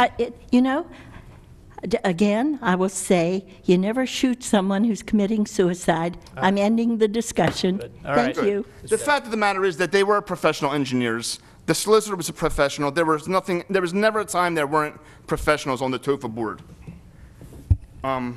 With that, I'm going to say happy Halloween. Be safe. Watch out as you're driving around on Halloween. Don't forget to vote. Like everybody else said, that's the most important thing, is just getting out to vote. No matter who you're voting for, get your neighbors to get out to vote. Get everybody you know to get out to vote. Okay, thank you. I want to echo the thanks to all the people who helped make Fallsington Day a very big success. It was a beautiful day, weather-wise. I know that the Fallsington PTO, there was a representative from the Fallsington PTO a couple meetings ago asking for assistance and trying to get people out, and I think they had the best turnout and the best result for them personally, for their organization in terms of people taking part in the activities they were doing, a lot of kids' games and things like that, and it really it made a lot of money for that PTO, so I know they were very, very excited about that. And I was out there for a long time myself and saw a lot of people out there, people from not even from Falls, but from all over the place, all different parts of Bucks County who would come down to Fallsington Day. So it was a great event. Erica Armour, who was here earlier this evening, who's the director of Historic Fallsington, runs that activity, and she did a fantastic job, as did all the people that she works with on that committee. So thank you to them. And I also know that the Falls Township Fire Company had their open house that same day, and I saw a lot of people going down there. A lot of kids from the school had special, kind of assignments. They could go down and get some extra points if they went down and talked to some, firemen and ask some questions. And they had a lot of displays out. The smokehouse was there. The kids could walk through and practice how to get out of a building or of a home if it's on fire, and a lot of great activities. So thank you to them, and congratulations to them for a great job. We've had over the past couple weeks a few different individuals who have contacted us expressing interest in being on some of our boards. I had contact with two of them personally, and would ask the board to consider them for appointments to a couple of boards here. Mr. Oman Koppel has a Bachelor's of Science degree in Chemical Engineering, and is currently working in an environmental laboratory which serves food, dairy, pharmaceutical, and environmental industries. He lives obviously in Falls Township, and he has expressed some interest in being on the Environmental Advisory Committee. Talked to him for a while about the committee and what it does, and he seems excited about it. He's never been involved before, but wants to get involved and help his community out, and he obviously, I think, has the right qualifications for this. Looking at Mr. Gray, he gave me some information regarding the terms, and there is a term that actually began in January of this year, and that's the one term. There are two empty terms, two vacancies rather. The one I'm speaking of, the one vacancy runs from January of 2010 to December 31st of 2012. That's the longer of the two vacancies, and so I would like to. I guess I'll make the motion myself to appoint Mr. Oman Koppel to the Environmental Advisory Council for a term that will expire at the end of 2012. I'll second it. Okay. Motion made and seconded. All in favor? Aye. Opposed? Okay. And I also spoke with a woman named Angela Kowalski. who is a recent graduate of the University of Pittsburgh and has a very extensive background in servicing people who are disabled, Bachelor of Science degree in rehabilitation science, and also in psychological and social aspects of disability and rehabilitation. She has a lot of experience working with people who are disabled. She herself has a disability, and she has recently moved into Falls Township several months ago, and wants to get involved and wants to help out those people who are disabled in our community. I had a long conversation with her. She has a lot of good ideas, a lot of energy, and looking at the let's see, the information I have here, there are a few seats open on our Disabled Persons Advisory Board, and both of them are basically from January 2010 until the end of 2013, so they're the same. And so I'll make a motion to appoint Ms. Angela Kowalski to the Disabled Persons Advisory Board for a term that will expire at the end of 2013. I'll second it. Okay, motion made and seconded. All in favor? Aye. Aye. Opposed? Okay. All right, so thank you, and Mr. Gray will communicate with them and also let those particular boards know, the chairman of those boards, that they have a new member, and ask them to reach out and have some contact. Maybe even in the letter we send to Mr. Koppel and Ms. Kowalski, we can send contact information for the chair. Or I know Mr. DiPolito, kind of oversees Environmental Advisory Council, so maybe we can send information for him too. Okay. Mr. Snipes had mentioned this earlier, and I wanted to kind of echo this sentiment because it's been an interesting election cycle, and I'm not sure if I've ever seen sort of a more dishonest round of advertisements and commercials and things of that nature. It seems like a lot of it is focused just on what's called voter suppression, which is sort of a political tactic to try and make the other guy seem so bad that nobody wants to come out and vote for that person. Not necessarily drive up votes for the other guy, just to drive down the votes for the other side. So certain people would just like you to stay home and not come out and vote at all. And so they try and fill your head with the worst possible stories. And again, it is interesting how history gets twisted. What's called the TARP, Troubled Assets Reallocation Program, which is commonly known as the bank bailout, was something that was created by Henry Paulson, who was the Secretary of the Treasury under President Bush. It was created by him in September or October of 2008. It was approved by President Bush. It was passed by the United States Congress and went into effect some months before Barack Obama was ever sworn in as President of the United States. Even it was passed before he was even elected. The TARP bill, the bank bailout, appropriated somewhere in the area of $750 to $800 million or $1 billion for the United States government to purchase parts of banking institutions that were in danger of collapsing. And a recent study, it recently ended actually, I think it was the 1st of October, the program officially ended. And what the grand total is basically that about half of that money was actually used. So when you hear that an $800 billion bank bailout, that actually isn't true. While that money was appropriated to be used, it wasn't actually used. And the end result is that the entire program may cost something along the line of $50 billion because all of the shares of companies that the U.S. government has purchased, it can sell because it's basically stock. And when it sells those stocks, obviously it's going to make some money on that process. So, and as those stocks are sold, the United States government gets its money back, and the taxpayers obviously get their money back. Some of that bank bailout money, I think, was used for Chrysler and GM to give them some, to bail them out. That was something that was done by President Reagan as well for Chrysler back in the early 80s when they were on the verge of bankruptcy. And we have seen, if anybody that sees anything, and say Mr. Zupko's not here this evening, this is his area of expertise, the auto industry, but Chrysler and GM have actually started to make some comebacks, and over for a while it was Toyota was dropping in sort of sales, and GM was gaining a tremendous amount. And we also have to remember that there are somewhere in the area of 3 million jobs across this country associated with the auto industry. not just in the factories themselves, but in other places like, factories around here that make parts that are then sent to Detroit or, other areas to be made into vehicles. And so as many unemployed people as we have in this country, it could be 3 million more if you had those two companies, especially General Motors, which was a giant of American industry for a very, very long time, most of the 20th century, if they had gone bankrupt. And so I think, obviously, there's going to be disagreements about whether or not it should have been done. One of the difficult things to do, the most difficult thing to do, is to really answer it concretely, because the only way to really be sure if it was successful or not is to stop, go back in time, not pass those bills, and then come back again to October 19th, 2010, and see what the difference would be in the unemployment rate. And obviously we can't do that. So I think there were steps that were taken. I've been sort of made fun of tonight and ridiculed for being a teacher, but one of the things I do happen to know a little about is the history of this country. And having researched a lot of it, especially with the Great Depression, one of the things that was not done when the Great Depression began was saving the banks from collapsing. And when the banks collapsed, they took everything with them, including a lot of people's money and businesses' money.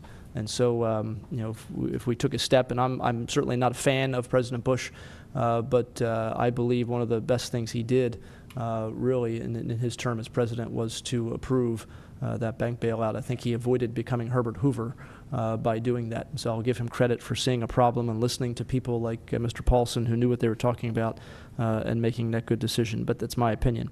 But as the other members have said, we do have Election Day on the 2nd of November. That is the first Tuesday. And a reminder to board members that we've actually moved our first meeting in November to the 3rd, which is the next day, Wednesday. It's typical. We do that often. And so just that reminder for people, the public, and also board members and professionals. Make sure everybody's here on the 3rd. With that, I'll ask for a motion to adjourn. So moved. Second. All in favor? Aye. Opposed? Thank you. Say